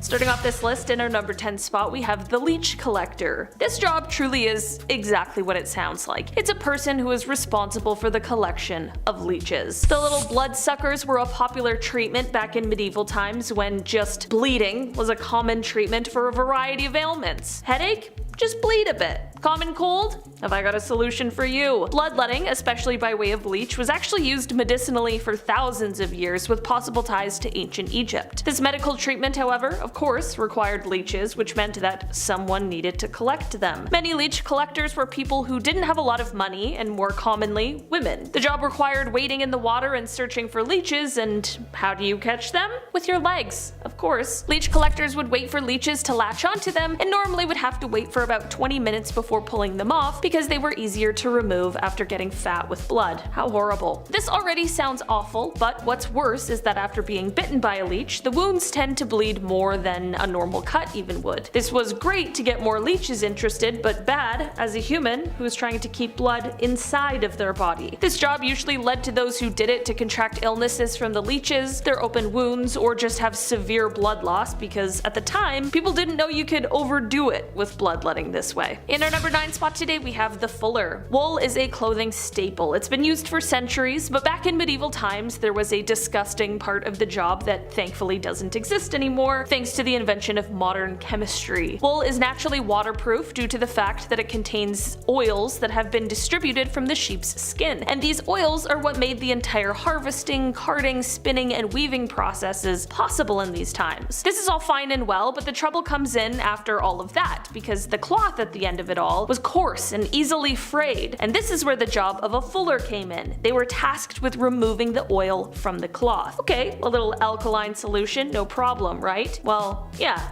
Except for in these times, the most accessible and cheap alkaline solution was stale urine. Yep, just a bunch of old pee. A fuller had to take this new woven material, put it into a tub full of old pee from who knows where, and then you stomp on it with your feet. And then you get no shower at the end of it either. What's a carpenter without his tool belt, right? What I mean is that fullers were also responsible for collecting their own pee to use for the wool, so they often needed to head to all the local public toilets and private homes to collect it. Just gets worse. In our number 8 spot today, we have the groom of the stool. This job doesn't sound too bad with just the title. It weirdly sounds kind of regal. I mean, it was quite a prestigious position during this time, but it also was one of the most humiliating jobs in history. In the medieval times, kings were looked on almost as if they were gods. You know, it's their divine right. And because of this divine right, for centuries, it was deemed improper for a king to wipe his own behind after using the facilities. This is where the groom of the stool comes in. This high-level noble gentleman would be responsible for fetching the toilet chair for the king when nature called, and he would also be in charge of the wiping aspect of the whole thing. No bidets, I guess, back then. The groom of the stool also played a role in monitoring the king's health, as he was tasked with examining the stool just to watch for any serious changes. And should the king be having some digestive troubles at any point, the groom of the stool would always be nearby and ready to administer a royal enema. In our number 7 spot today, we have the nightman. This is definitely one of the shittiest jobs from the medieval times, and I mean that quite literally. Also referred to as gong farmers, these people had the unfortunate job of cleaning out all of the human waste from the cesspits in the castle walls, which they would then transport to a pre-arranged location where it would be buried. These cesspits were the medieval equivalent to a septic tank, and they were usually located on the lowest level of the castle. The nightmen would end up digging through weeks, months, just sometimes even years of disgustingness, and they were motivated to gather as much as possible considering the fact that they were paid by the ton. Imagine, that's a frightening amount of work. The job was also quite hazardous, too. I mean, if we really think about what exactly they were doing, it quickly becomes clear that many of them died from disease, and there was also a good chunk of people who suffocated on the job as well. In our number 6 spot today, we have a sin eater. Okay, this is definitely one of the strangest jobs on this list. The job of a sin eater was to, well, eat sins. To do this, they were tasked with eating a piece of bread that had been placed on the chest of someone who had died. Definitely not an ideal day of work for me personally. The idea behind this was that in consuming the bread, they were consuming the sins of that person so that they could carry on into the afterlife peacefully. Basically, sin eaters were willing to sacrifice their own souls and their own eternal happiness just to make some money while they were alive. I'm not sure what's worse, taking the risk with the sins or eating bread from off of a dead person. No, both bad. In our number 5 spot today, we have the executioner. We've all heard of this job before. After all, an important aspect of the medieval times was the fact that they were trying to have better criminal law enforcement, which naturally meant that a ton of people were getting executed for their crimes. While there is of course now the stereotype of people who did this work as being these huge, hooded, evil people, history shows that this stereotype is largely untrue. Most of the people who fell into this job didn't come into it because they wanted to. In fact, most people of course saw this job as being undesirable, but the job usually was bestowed upon them. Sometimes butchers were called for the job because of relevant experience, other times it was criminals who could either do the job or face their own death sentence, and most commonly, people found themselves in the job because their fathers had been executioners before them. Aside from the nitty-gritty of the job, I mean the horrors of the work itself, it's obvious, another part of being an executioner that sucked was the fact that people didn't really want to associate with you. Executioners were usually on the fringes of society and outcast, sometimes even forced to actually live on the edge of town. In our number 4 spot today, we have catgut. Back in the medieval times, they didn't have the technology we have now, or even the technology that was available in the 17th century when it came to making strings for instruments such as the violin, but they still did have violins around, so how? Well, in comes the invention of catgut, which thankfully is not made of cat guts, but it is made of sheep's guts. Okay, really had you in the first half there. Violin string makers during this time would make the strings by basically twisting strands of sheep innards together. Their job would require them to butcher the animal in a very careful way, making sure not to rupture the stomach or the lower intestines. The process could take hours just to get the required materials from the animal. The insides then needed to be soaked in a wood ash solution for a good cleaning, but they needed to be monitored at all times to ensure that they weren't beginning to spoil, which is horrible. From here, the drying process began, and after that, it was time for twistin'. In our number 3 spot today, we have the rat catcher. Another job that really is just what it sounds like. Rat catchers had quite a busy time during the medieval times. There was a rat problem, and these rats were filthy and full of disease, and someone needed to catch them. Castles were often filled with extra grain, vegetables, and herbs in the case of emergency, and this led to the perfect environment for rats and mice. Even before the connections were drawn between rats and disease, people hated them, and this is because they would eat your food. A bad rat infestation for a person without much actually could have been a death sentence for them during this time. This meant that people really appreciated rat catchers in society, although the job wasn't a great one, was clearly risky, and also was largely ineffective effective. Rat catchers would sometimes try and use spells, sometimes they would use herbs as a sort of poison, and sometimes they'd even use the good old leave the body as a warning to the other rats trick. Yeah, wonder why it didn't work. In our number 2 spot today we have the treadmill operator. This is a job that sucked during the medieval times because it was boring, it's basically like a human hamster wheel, but also because it was incredibly dangerous and not for those who were afraid of heights. Treadmill operators would normally be placed at the highest point of a structure, and the wheel they were stepping on was the top half of like a pulley system to help things be hoisted up as they were building said, structure that they're at the top of. This is a practice that started in ancient Rome and was reintroduced in the Middle Ages. This was actually a job that was commonly given to people who were blind because the fear of heights dissuaded a lot of people from doing this job, which only makes it probably more dangerous. In our number 1 spot today we have the lime burner. Lime mortar has been a common and important building material for years, stemming back to the 1st century BC, but despite its importance, it's not exactly easy to work with. In order to use it, you need to remove the carbon monoxide from the calcium-rich stone, and this was the job of a lime burner. They needed to take the stone and heat it in a kiln at around 800 degrees Celsius. Sounds easy enough for sure, except for the fact that the job meant that you were constantly being exposed to rooms full of carbon monoxide and dust chalk that was capable of removing your ability to breathe. And also, just to top it all off, there's also a high risk that once the stone was done heating, it might also explode if it comes into contact with water. So better hope none of your sweat drips down onto it, or else things are not good. And at number 10 is jewelry making. Egyptians saw deep spiritual significance in their jewelry, but also had a love of aesthetics. And those two things combined to create some of the most unique and lavish jewelry found in history. Worn to ward off spirits, protect health, bring good luck, and more, there were even certain colors and designs that were associated to certain gods and powers. And so Egyptian jewelers followed very strict rules regarding the mystical aspects of their jewelry creations. While a woman usually would not be a metal worker in Egyptian society, it was very common for her to be making jewelry. The tools were smaller and the process required less heat and thus less danger for her. Metalwork techniques included precious metal sheets that were cut and shaped, notched together. Wire work was accomplished through strip twisting. Pieces could be held together with this wire stripping system or crimping techniques. These strips were also how link chains were accomplished, as well as the securing of beads or the backs of earrings. For jewelry designed exclusively for burial, the metal was often quite thin, as the jewelry of the deceased was not subjected to the wares of everyday life. Precious stones, ivory, real flowers, and shells were all common ornaments, as was name engravements, but it was more common with royalty. Jewelry makers were women of high status due to these contributions and the revelry jewelry held in ancient Egypt. For number 9,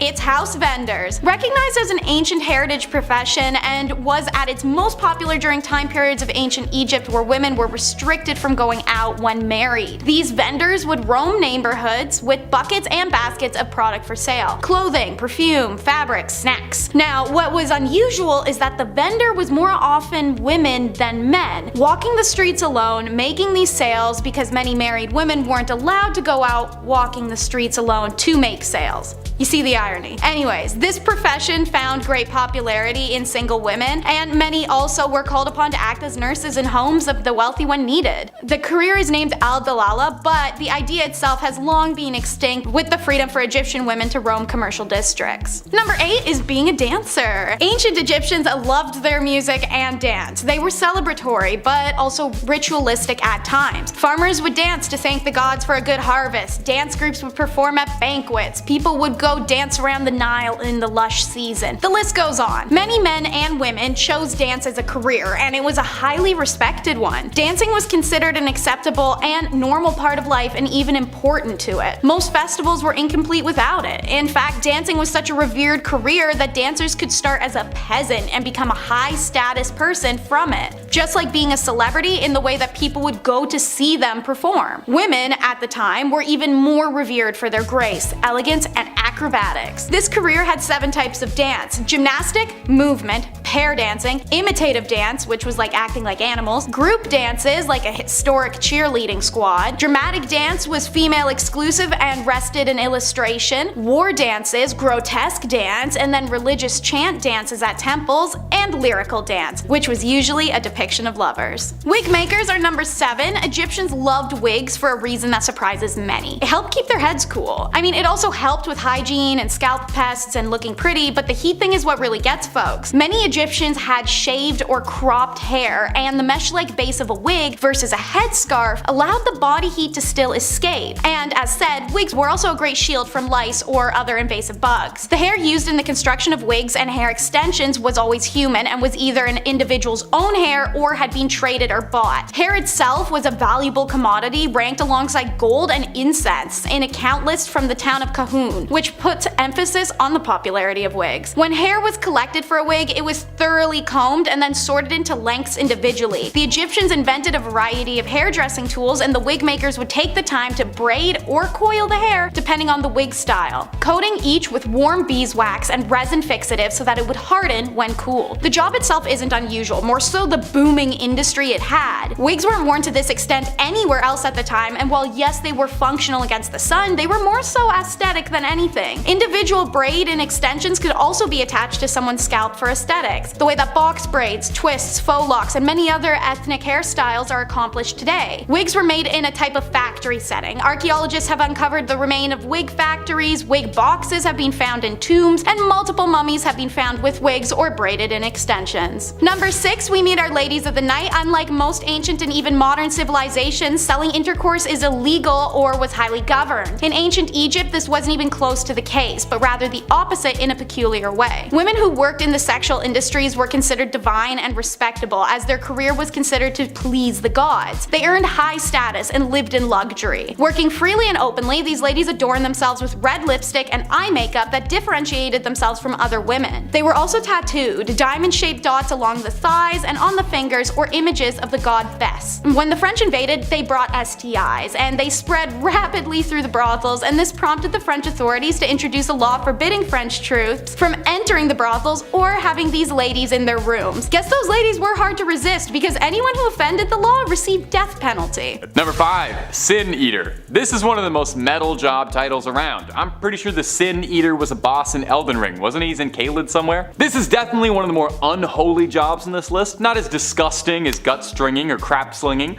but pretty horrid in its own right. Sin Eaters ate sins, and the best way to eat a metaphorical concept of wrongdoing was to eat bread off the corpse of someone who died recently. The idea being that the sins of the man would be transferred onto the bread? I don't know. Anyway, they eat the sins, and the deceased gets to go off to heaven without worrying about their history, could go on peacefully, and the sin eaters make some coin. They were willing to take a risk, dooming their mortal soul for a bit of coin. Man's gotta eat. I wonder though, is it worth it? Like, what if you eat too many sins and you don't have any room for dessert? Do sins have an added flavor? I imagine it's got like just a little kick, like a sriracha, like it's a little hot on your tongue. On the same page, surrogates are number 4. This is a widespread practice in Egypt. The first story of surrogacy found in Genesis 16 of the Bible was the story of infertile Sarah having Egyptian Hagar carry her child for her and her husband Abraham. Even Egyptian pharaohs had used concubines to produce heirs. They often married their sisters or aunts, and children born of these marriages were most of the time not in great or functional health and wouldn't survive. Any child born of a concubine for a pharaoh was accepted as his lawful offspring. Now, they were quite limited in their rights, and they could only inherit the throne in case of the absence of another more entitled heir. Surrogates experienced similar contracts and status leveling as wet nurses. They were desired to be mothers already, have a bigger, healthier body, and naturally beauty was a desired element as well. Women of low status who made a career of surrogacy often died in childbirth or from hemorrhages due to the repetitive birthing process, but for some, it was the only career they could have. Priestess is number 3, and so while it was a male-dominated field, many women were employed as a priestess or a high priestess at the temples around Egypt. Mostly from upper status, many were married to the priests, which they owed their position in society. Despite this, they played roles in the temple rituals, such as servicing goddesses Hathor, Neith, and Pakhet, or working as dancers, musicians, singers, and acrobats in the temple. The most important priestess was known as the god's wife Amun. This woman was usually the daughter of the pharaoh or sometimes his wife. She usually held a very high position in court and performed important rituals to honor the god Amun. The priestess was in charge of managing the gods' affairs, attending to ritual dances and performances, shaking their rattles and rattling their necklaces, which were long and heavily beaded objects. By the beginning of the New Kingdom in 1550, the title Chantress of Amun was used, and it was usually the wives of the priests who gained these elevated positions as well. The concept of a woman as a priest was unheard of in many kingdoms. A high high priestess and the reverence and traditions of female gods being led by women were unusual to outsiders of Egypt, who oftentimes restricted most priestly activities to just men. Number 2 is professional mourners. Okay, so here's a weird one. Professional or paid mourning is an occupation not only found in Egypt, but in China, the Mediterranean, and Eastern Europe. This practice is literally paying a stranger to attend a funeral to lament, deliver a eulogy, help comfort the family, entertain, or lay on the ground wailing. There's some range here, depends on what kind of funeral you want to have. These paid mourners made ostentatious displays, messy hair and smudged makeup, wailing, pounding on the ground or their chests, throwing themselves about as they smeared dirt and sand all over their body while they screamed. It's a full spectacle. Now, another depiction of the paid mourners in Egypt is a little more chill. 2 women impersonating the goddesses Isis and Nephthys. They were believed to play a special role in someone's death. Most inscriptions of a funeral where they are present as paid mourners, they are on each side of the corpse and their bodies are fully shaved. These women also had to be childless and have a tattoo of either Isis or Nephthys' name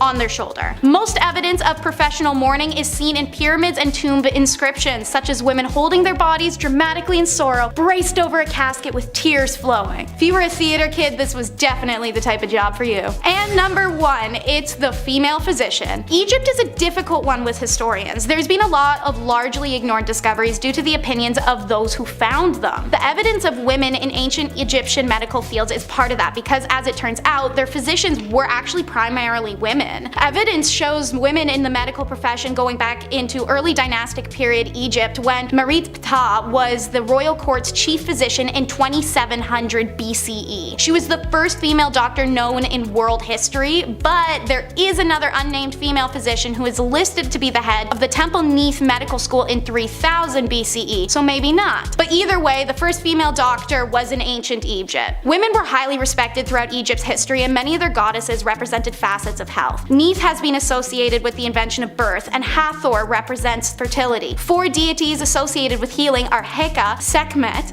Serket, and Nefertum, which are all female. So, bizarre claims you may have heard that no women are involved in Egyptian medicine don't accord with the values of their civilization, which were incredibly equitable. By this reasoning, there were no women involved in anything of note anywhere in the world until the modern era, because history books make no mention of their contributions. But it's all up to say. Number 10, the leech collector. I'll start you guys with an easy one today, because trust me, this list, well, it gets very gross very quick. Leeches were used in medieval medicine to help stop bleeding or to purify you of one of the 4 humors, you know, bile, black bile, all that business. Now, usually I wouldn't be agreeing with medieval doctors because, well, it's not a good idea, but there is some merit to the leeches cleaning up blood.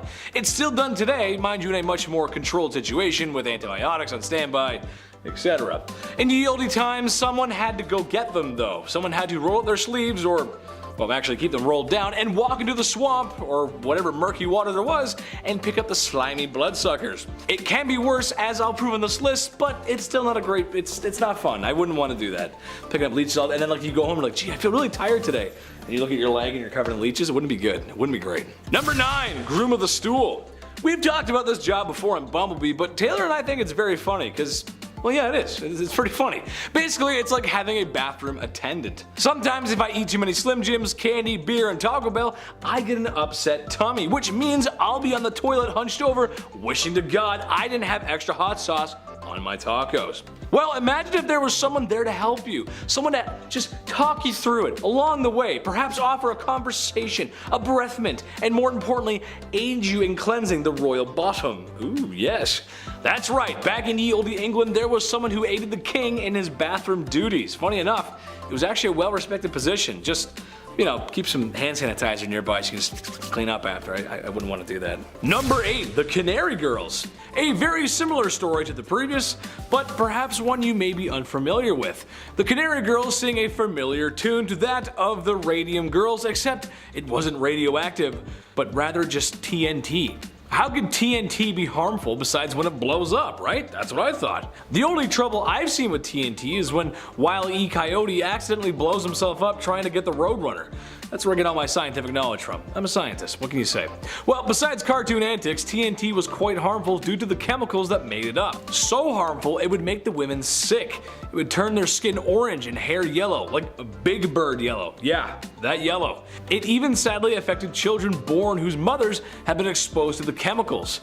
Canary babies, as they were so called. This is why we have work safety rules, and ladies, next time there's a global conflict, check what's in the factory first before they throw you in there. You don't want to catch any of that, that's bad for you. Number 7, Fuller. Fuller? How could this be bad, I thought to myself. What's a fuller? Well folks, in a nutshell, it's someone who treats sheepskins, animal hides, tanning. It was very important in the past. We used animals for a lot of products back then. It's just kind of how we lived. With that being said, the process of which is not very desirable. Sheepskin is actually quite difficult to process without the use of chemicals. Well, and the only readily available chemicals at the time were urine. Oh boy, I want to puke thinking about it. The skins were soaked in urine and then processed. The urine was often collected from multiple people, and oftentimes the fuller would go door to door saying, "Right then, have you got any weed for me?" That's wrong. Yeah, I'll be right back. I got a pot full. Give me a second. Are you having a good portal? Are you having a good day today? Right, it's a good day, man. See you later. Thanks for the weed. That's just so, ugh, gross. Number 6, match girls. Women in the workforce. Tough, dedicated, and in the numbers. Truth be told, I don't know where we'd be if it wasn't for the Rivet Rosie generation, especially during the World War era. I really don't know where we'd be. Couldn't do it without you. Well, let's take the match girls, for instance, who work day and night to make the very new and effective phosphorus match. Ooh, one strike all, baby, love it. Their job was to take little itty bitty pieces of wood and dip them into a phosphorus solution. Bada bing, bada boom, you got yourself a match. That's how it goes. What's gross is that after years of working there and inhaling the vapors from the chemical soup they were working on, well, it had some pretty nasty side effects. It would cause cheeks to have a strange glow about them, and most commonly gums to bleed and have an awful smell pouring out of your mouth. That's not good. The only cure was to have an infected jawbone removed. Oh, that does not sound good. I don't like that. That's not good. Number 5, the mudlark. This is the scavenger of scavengers. The Victorian era was a very interesting time, and it was very tough to be a poor citizen. It's tough to be poor anytime, but especially back then.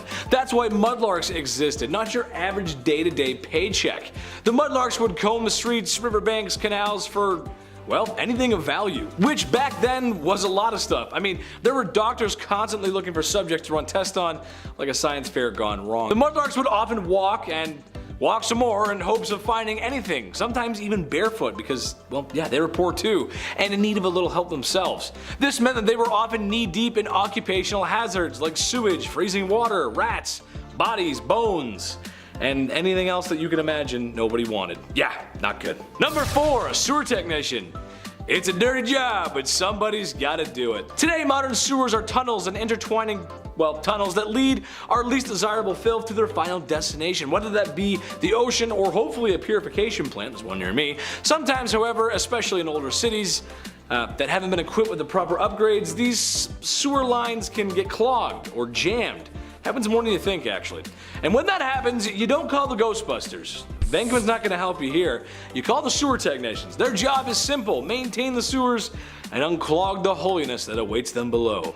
Imagine a whole city's worth of filth that gets flushed down the porcelain throne. And seriously guys, stop flushing wipes down the toilet. They're not flushable. Don't do it, it's bad. But yeah, they go and unclog it and then everything's good, and I hope they have a nice hot shower waiting for them because boy, they need it. That's not good, they need it. Number 3, hoarder cleaner. It's a tough situation and it's a really tough job. Hoarding disorder affects thousands worldwide. It's a mental disorder that causes severe distress, anxiety, and fear when the thought of even parting with a mundane item, eventually causing an unhealthy literal pile of stuff in the home that affects the person's mental and physical health. It's a bad situation.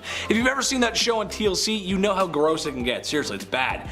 Animal corpses, human refuse, and a collection of McDonald's toys that you forgot about. Everyone's got some of those. Well, when these places need cleaning out, someone has got to come over and do it. Gloves, respirators, hazmat suits, they got it all to get yelled at for trying to throw out piles of garbage, which the person can't help but It's just like I said, it's a bad situation, man. Tough job. You're cleaning up poo-poo, and you get yelled at for cleaning up poo-poo. It's not a good time. Number 2, the rat catcher. The Industrial Revolution literally changed the fabric of society. Now there's lots of factories where people would clock in and clock out for a steady wage, whilst enjoying their position in the workforce, producing goods and products at an unknown level. Previously known, that makes sense, sure. But this also meant that cities got bigger, streets got more crowded, and that meant lots of rats living and loving it in that filth. That's why there were rat catchers, because there were so many rats. It was more than a problem, it was honestly an epidemic. The catcher would rub oil and thyme on himself to try and catch the rats with their bare hands, where then they would then be released elsewhere, but that kind of doesn't really... You gotta not do, because they'll come back. It's not a good solution. Number 1, the crime scene cleaner. I don't think I could ever do this. This is bad. It's all fun in primetime television when the cool detective takes off his sunglasses and makes a very low-hanging fruit pun about the crime scene he's standing in, followed by some super level DNA lab work and someone hacking a mainframe. Oh, it's all great. What great television. But someone has to clean that up in the real world. After all, if there wasn't someone to clean up those crime scenes, motels across America wouldn't have any rooms to rent out. But yes, there are people that do clean them, and yes, it's gross, and yes, I'll pass out if I talk about blood, so no more thanks.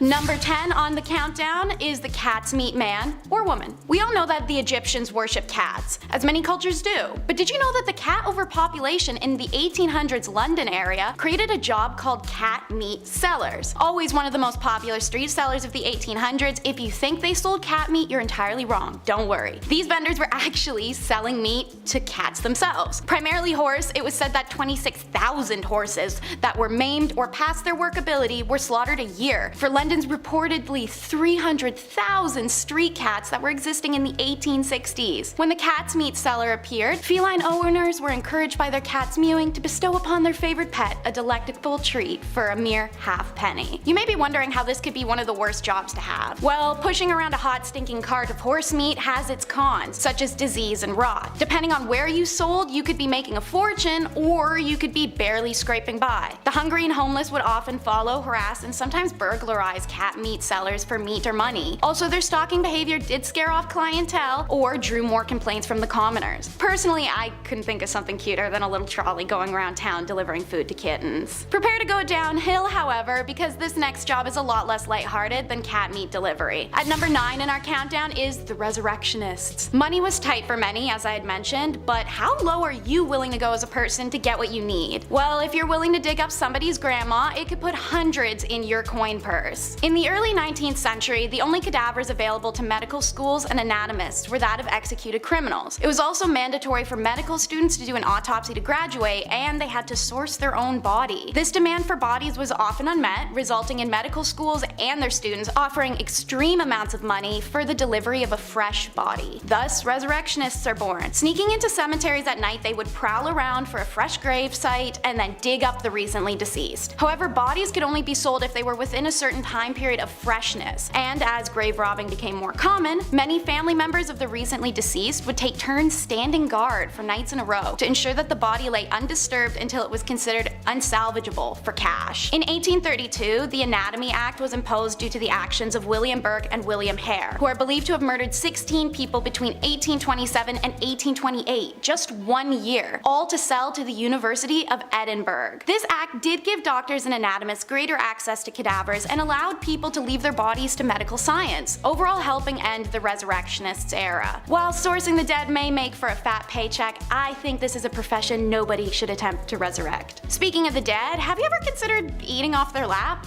Okay, well, not quite literally off their lap, but number 8 on the countdown is sin eaters. Sin eating is a job that really only affects you if you have a discomfort with death or religious/spiritual. It was believed that when someone religious was to die after a life led of sins such as gluttony, lust, pride, or crimes and cruelty towards others, their family would sometimes feel that the only way to guarantee their loved ones access to heaven is through someone living taking on the weight of their sins. While the act is against the church's wishes, sin eaters go back as far as the 17th century. Depending on the family or the deceased, the meal served may be specific, but traditionally it was just a piece of bread. Placed on the chest of the laid out body, it was believed to supposedly suck up the sins of the dead, clearing them for a passage to heaven. Once the sins had been captured in the bread, the sin sin eater would sit on a stool facing the door and eat the bread before washing the bread down with a bowl of ale. Because he was a man who would willingly take on the sins of other people, he was often solitary in the community. However, sin eaters fetched a pretty fair price for the act. I mean, if it is true that you're taking on someone else's bad karma, you'd at least want to be compensated for that, right? Sin eating remained popular in England and Wales all the way to the turn of the 20th century, when England's last sin eater, Richard Munslow, died in Rattling Hope in 1906. Like sin eaters, our next job was one of public scrutiny and rejection. Number 7 is mudlarking. Victorian mudlarks are the original foragers of the foreshore. They would be scavenging for anything on exposed riverbed which they could sell in order to survive. This was the last ditch resort. People would hike up trousers and wade their feet around in sludge, feeling with toes as well as fingers for items that may be lost or discarded in the mud. All ages participated in this activity. However, it was usually those who were the most affected by poverty that were taking part. As a result, those seen mudlarking were considered shameful and the lowest of society. River Thames was the most famous for mudlarking in the Victorian era, as it was a renowned dumping ground that saw endless amounts of product travel through it. It was also a highly impoverished area, which made the desperation to make money all the more grand, filling their water banks with the poor. Mudlarking actually isn't out of practice nowadays, but it has changed significantly. Nowadays it can be a fun group or solo activity that on occasion does require a permit. You can join mudlarking groups or do tours while traveling. It seems that sifting through garbage was an unfortunate trend in the Victorian era, as toshers make number 6 in our countdown. Toshers, a fun word to say, the job, not so much. Unlike mudlarking, which was in the riverbeds, these workers went underground for their winnings. The Victorian era saw the development of sewer systems, and the poor saw opportunity in them. Toshers descended into the sewers to sift through raw sewage and find any valuable that may have fallen down the drains. It was extremely dangerous work, as noxious gas fumes formed deadly airless pockets, and since sewers were newer, the tunnels frequently crumbled from inefficient building. There were swarms of rats that had little fear of humans, and at any moment the sluices might just open for a fresh wave of filthy water and feces to come crashing through. After 1840, it did become illegal to enter the sewers without permission. Rather than abandon the trade, toshers began working late at night or early in the morning to avoid detection. It may have been a stinky job, but it was also one of the most profitable on our list today. I guess you'd go nose blind after a little bit.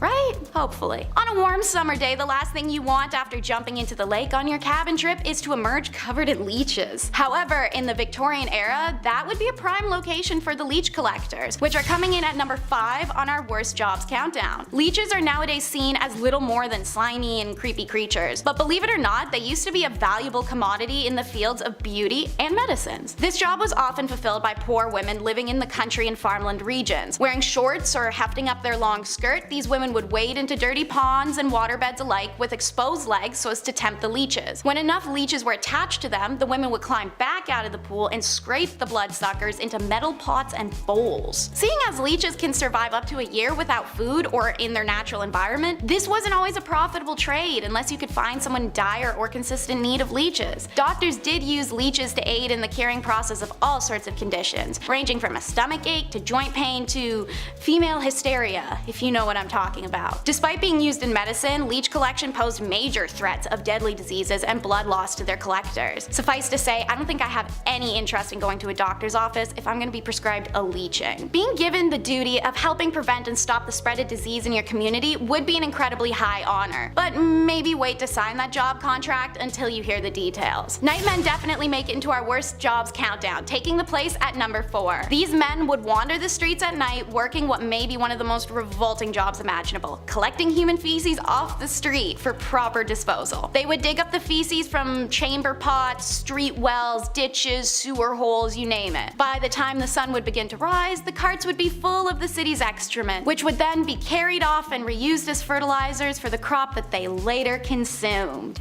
Yummy. Part of being one of the only people up at night means you're a valuable set of eyes. There are reports of nightmen catching burglars, or SA, in the act, or being called to bloody scenes by members of the public to provide alibis. There's also hundreds of cases where nightmen are the ones to find bodies of those who had met their ends out on the street. After long, solitary nights of collecting feces and seeing these crimes unfold, a nightman would collect his 23 shillings, which is $75 today, at the end of the week, and go home to rest rest before starting it all over again.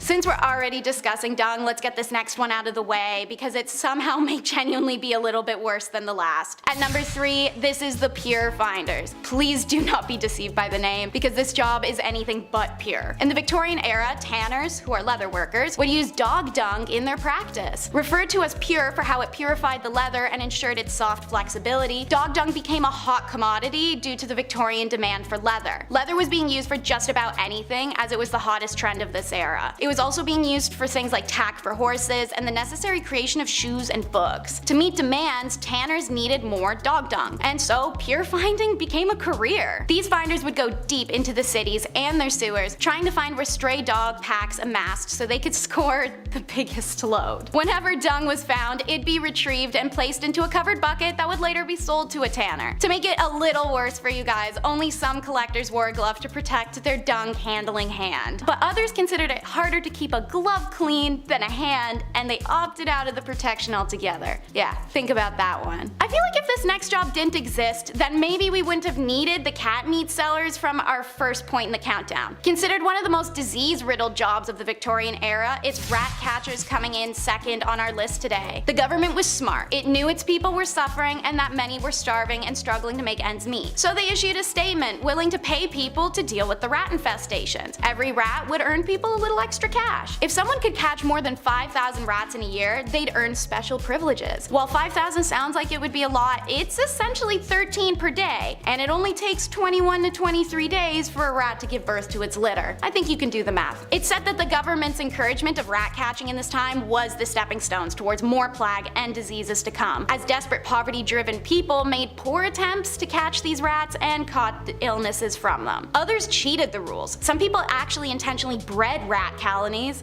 to supplement their captured rodents. Rat catching became such a lucrative business that formed around it, and murders even took place when the cheaters were discovered or if somebody infiltrated somebody else's ratting territory. Between the venomous competition and high risk of disease resulting in death, it's safe to say that rat catching may have been one of the worst jobs. And now, what may be the worst of the worst for number 1 slot. Let's learn about the history of matchmakers. No, this isn't the romantic kind of matchmaking, unfortunately, but it's rather the business of matches itself. Working what was often a 14-hour shift, matchmakers were predominantly women who were immigrants, living in poverty, widowed, just overall in a bad situation for an era where women had pretty much zero rights. They were compensated poorly, often sexually harassed or assaulted by their management, and even forced to pay fines to their workplace should they be tardy or damage anything they worked on. Working with white phosphorus, the material found in the tip of the match to enable the instant strike anywhere effect, was highly toxic and responsible for a devastating disease known as phossy jaw. This nickname was given by the matchmakers to the particularly nasty condition that would cause the jawbone to rot and become disfigured. Eventually, this infection would spread to the brain and cause debilitating symptoms and extreme pain prior to death. Should the jawbone be removed in time, some women were able to survive longer with the condition, but nothing was guaranteed once phossy jaw had set in. Famously, an article written by a matchstick girl named Annie Besant exposed the conditions of matchstick companies in London. Infuriated, the factory owners fired her and attempted to force signatures of their other staff, stating that they were happy with their working lives. Refusing to do so, by the end of the day, 1,400 women had gone out on strike. Their demands were eventually met, but only 20 years later. It wasn't until 1906 that white phosphorus was made illegal in the use of matchsticks in the UK. The matchstick girls were a revolutionary step towards the deliverance of women's right and autonomy, a journey that we're still on today. At number 10, water carrier. These days, we have it so easy. We have the internet at our disposal to learn about pretty much anything, we have cars to get us from point A to point B, and all of our resources are close by. We get food from the grocery store and water from the taps in our houses. But back in the Middle Ages, things were a lot tougher for people, and they had to go through a lot just to get basic life necessities, like water for example. Getting water to people wasn't as easy as you might have thought, and so that's why getting water became a whole profession. In a medieval city, you lucked out to depending on the area that you lived in. If you lived close to a river or stream, then you could get all the water you wanted and pretty easily too. But if you weren't so lucky to live near this resource, then you might have had to hire a water carrier to fetch it for you. People sought out strong young men to become water carriers for them, and as the name implies, they would get paid to go to the nearest source of water and bring it back for their employer. This profession became pretty popular in the late medieval period in London, and by this time so many people were working as water carriers that they created their own fraternity. At number 9, town crier. I'm sure you've heard of the town crier at some point in your life, right? They're often incorporated into pop culture pieces that take place in the medieval times. When you think of the town crier, you might also think of the famous hear ye that is associated with the speeches of the town criers. Back in the Middle Ages, the role of the town crier was a very important one, as it was a crucial way for the local authorities to communicate with the residents of their community. The town crier would often make announcements of new laws, royal proclamations, the start of events, and even the punishments of criminals. They were basically the news anchors of the past. Also, as I mentioned, we normally associate the town crier with the phrase hear ye, but the phrase first started off as oye, oye, oye, which later evolved into the phrase that we are more familiar with. Before we carry on talking about these strange jobs from back in the days of old, why not take a moment to leave a like on this video if you're enjoying it so far, and while you're at it, consider subscribing to the channel to see more videos like this one. At number 8, scribe. These days, most people know how to read and write. It's part of our basic education and is one of the first things that we are taught as kids in school. As we progress in society, basic literacy is taught more and more throughout the world, as some people in parts of the world might not have access to this privilege, but back in medieval times, most of the population was illiterate, which made the roles of scribes so crucial. Not everyone had access to the right education, but for those who did and could read and write, they often became scribes. The role of the scribe was as straightforward as the name predicts. Essentially, their job was to write. Scribes were hired to write all kinds of documents ranging from letters to business contracts. One of their hardest jobs though was to copy manuscripts, which was a job that may have taken a scribe several months to complete. Many men and women in monasteries held jobs as scribes, but for common folk in villages, being able to become a scribe was seen as highly valuable as well. At number 7, reeve. These days we have elected officials in our communities who serve as a sort of voice of the people. Back in the Middle Ages, they sort of had someone similar to that, and they were called reeves. The reeve was something of a local administrator, and their job was to oversee the day-to-day running of a manor, as well as to solve disputes between the peasants. The reeve was a peasant too, but they were normally elected by their neighbors or chosen specifically by a lord, and served as a reeve for a 1-year period. This job eventually faded away as the feudal system began to decline, but fun fact, you can still find some reeves in parts of Canada. At number 6, peddler. This next job from the Middle Ages is one that we kind of still have these days, just a little more modern.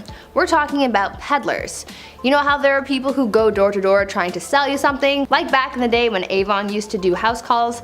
Well, this was essentially what peddlers did. Their job was to travel from village to village to sell various goods.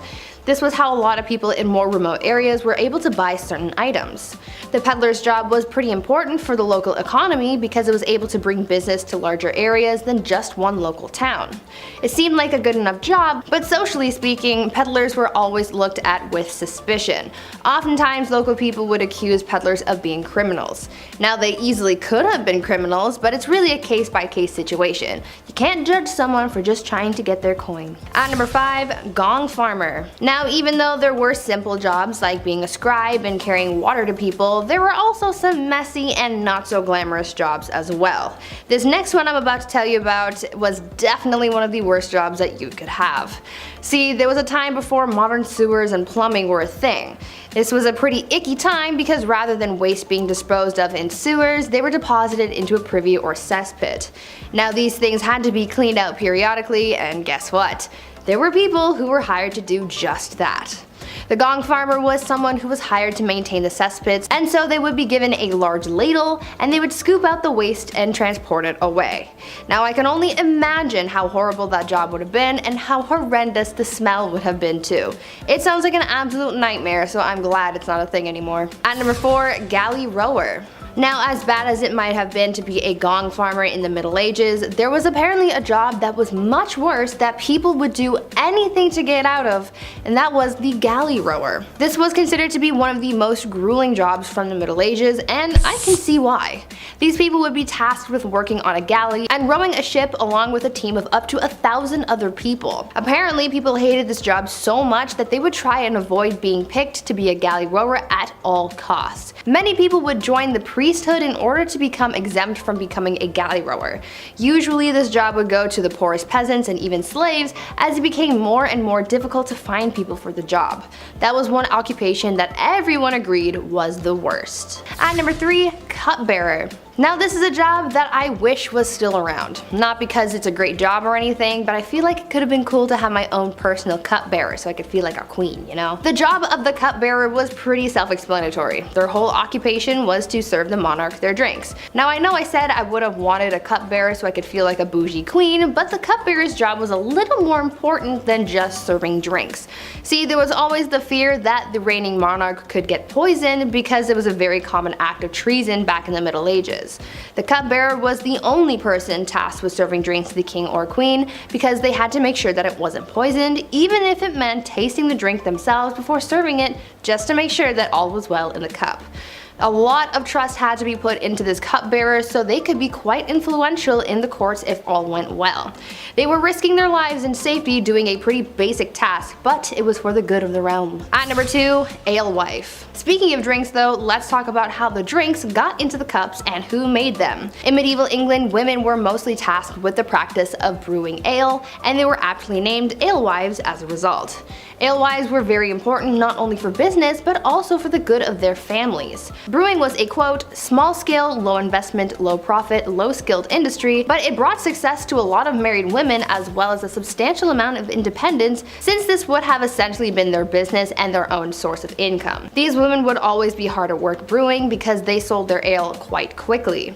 Ale didn't have a very long shelf life, and so they would make and sell their beverages quickly to keep up with demand and to compete effectively with others in the trade. Eventually though, the alewife was extinguished by the 15th century as brewing became more commercialized and people sought to take the independence of women away.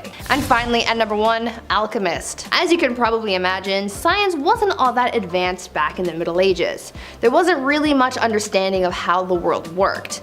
Back in these days, there were people who tried to practice science in a way that they knew how before many advancements in the field came out, and these people were called alchemists. These alchemists believed that it was possible to change metals and chemicals. They tried to purify metals to change them into other things, and one of the most common experiments was trying to convert tin into gold or silver. For other alchemists though, their mission was to come up with new medicines to heal people and cure them of their ailments. Alchemists were quite popular until the 17th century, as the ideas behind alchemy were replaced by the science of chemistry. I guess you could say that alchemy walked so that chemistry could run. Number 10. Nightman. Now, the name Nightman sounds pretty cool, doesn't it? If you're part of the Nightmen, you might be a guild that watches over the dark, you know, protecting people like a superhero team, fighters of the day man, master of karate and all that. Well, if only life were that cool. No, you definitely would not want to be a Nightman. A Nightman was a very polite name for a job that boiled down to guy who cleaned human feces out of the cesspit. Yeah. You ever use a septic tank and thought, wow, this is prehistoric technology? Well, imagine a medieval precursor to a septic tank, if you will, and you've got yourself a cesspit. Easily one of the crappiest jobs in human history. Now the name makes it sound like you'd only be doing this for a few hours, right? Were it so easy, humble Nightman. Nightmen would dig for weeks at a time gathering their goods, as they were usually paid by weight, not hours. Consider that, and then consider that any of the lovely amenities you and I have to avoid bacteria, masks, sanitizers, these guys had never even heard of and were shoveling stacks of crap by the literal ton with their hands and faces uncovered, huffing in unimaginable fumes. I imagine that's the kind of work that changes a man on the inside forever. Number 9. Fuller. Perhaps one step down from the humble work of shoveling refuse all day like a nightman is the honest life of a fuller. You see, a fuller's job was to remove the oils from cloth woven from sheepskin and wool. Wool, naturally waterproof thanks to the oils on the sheep's skin, but the underside is very coarse and easily frayed and therefore needed to be dealt with before it could be made into things. oils. Nowadays, we would just use an alkaline solution, call it a day. However, back then, chemistry sets weren't really available, so you'd have to make do with what you had, right? And what better source of natural alkaline than in pea? Specifically old pea, nice and stale. We're looking for that burnt sienna orange. So the fuller takes the woven wool and cloth, soaks it in a nice giant tub full of old pea, and then stomps on it like you're crushing grapes for wine, except it's not at all like you're crushing grapes for wine because you're stomping on wool full of old pea. It was fairly common as well for fullers to source their own alkaline solution, for lack of a better word. There was no royal distributor of old pea. You couldn't stroll up to the pea man, so they'd have to scrounge and collect it themselves, and if that meant heading to public toilets and private homes, knocking on the front door with their hands held open for a big handout, you know, every drop counts. I can't believe I'm getting paid to say this. Number 8, a whipping boy. Have you ever heard the expression whipping boy? To be someone's whipping boy? I know I've certainly heard it a lot, but the history of it is actually pretty fascinating. It was a real position. And basically your whole job as whipping boy was to take the licks for a misbehaving royal. When you have an up and coming noble figure, a prince, a duke, this sort of thing, when they're being taught by their tutors, it would be an unimaginable offense to strike the royal for misbehaving, as their status was leagues above the tutors. But you can't have someone misbehaving without any retribution at all, right? A little negative motivation to push you to work harder and learn harder. That is where a whipping boy comes in. The whipping boy, sometimes a friend of the prince being taught, would be struck in front of the prince in order to motivate him to not commit the same transgressions. It seems a bit of a flawed system, because from what I know of medieval European history, it's that kings and princes were rarely remembered for their generosity and compassion for their employees. Now, bizarrely, whipping boy was actually seen as a fairly desirable position, since it meant you had like an in with the king. Yeah, definitely. I'm sure many young princes saw the guy who was being beaten over the head with a broom and thought, this man is my equal and my confidant and a trusted ally. Number 7, groom of the stool. Now this is a fancy sounding job title, groom of the stool. Got a bit of an air of quality to it. In truth, it actually was a bit of a respected, lofty position. You had a very close hand to the royal throne. You had a very close hand to the throne. You had your hand pretty much behind the king's bottom at all times. The groom of the stool, to put it gently, was the royal wiper. You see, there's no one bigger or more important than the king, right? The king is like a god amongst common men, and no god should have to debase themselves to something as absolutely humiliating, as dehumanizing as using the bathroom by yourself. So that's where the groom of the stool triumphantly strides in, washcloth in hand. You were kept on retainer whenever the king felt nature's call. You were instructed to fetch the chair and take care of business. And the wipe? That's all you. That's all groom of the stool, baby. That's your moment to shine. And you know, a lot of grooms really got creative with this. They could show off their style, technique, wrist control. There's a lot of artistry to it that I think people realized. The groom of the king did more than just fetching and wiping too. As the man most connected with royal stool, the groom also shared the responsibility of monitoring what was going on down there for any changes in the king's health. Heavy is the head that wears the crown, but much heavier is the hand that wipes the bottom. Number 6, catgut. Okay, in contrast to the last one that had a nice name, this one has a disgusting name, catgut. Way back when in yesteryear, they didn't have the same tools available to us now when crafting musical instruments, so they had to get creative. If you wanted to hear something beautiful on violin, you couldn't just head on down to Long and McQuaid and pick up a pack of strings. You'd need a guy willing to get his hands wrist deep in some catgut. Now, confusingly, no actual cats were involved, but plenty of sheep were. Violin strings were made of sheep's guts, and they would make the strings by twisting strands of sheep's intestines and innards together. Lovely. They'd have to be careful while butchering the animals to make sure they didn't accidentally harm any of the goods. This process would take hours at a time, from the butchering, the careful removal of the organs, and then they needed to be soaked in a wood ash solution to be clean since they were inside a sheep, and then stared at for a few hours to make sure nothing was going wrong, and then the drying process could begin. They say there is nothing more exciting than watching sheep guts dry. And then you can get your twist on, make them into violin.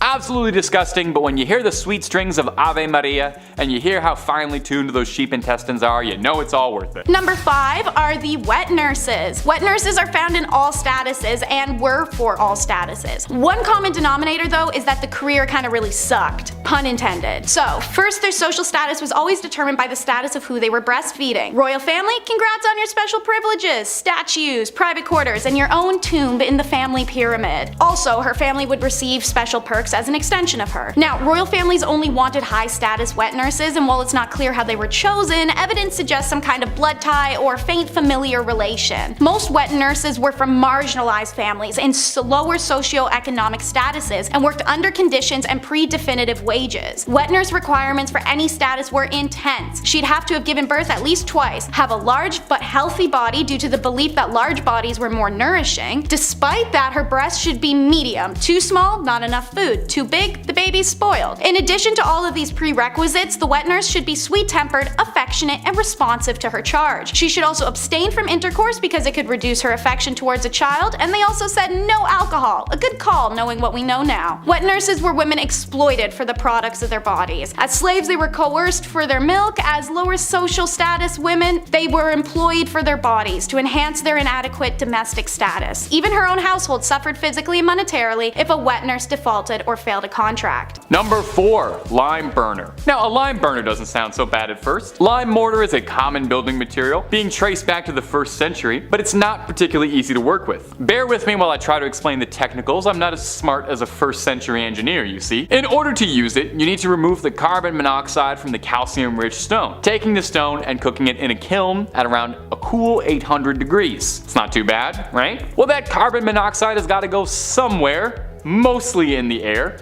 All that carbon monoxide and dust chalk would just float around in the air where you'd be taking big, heavy, deep breaths in.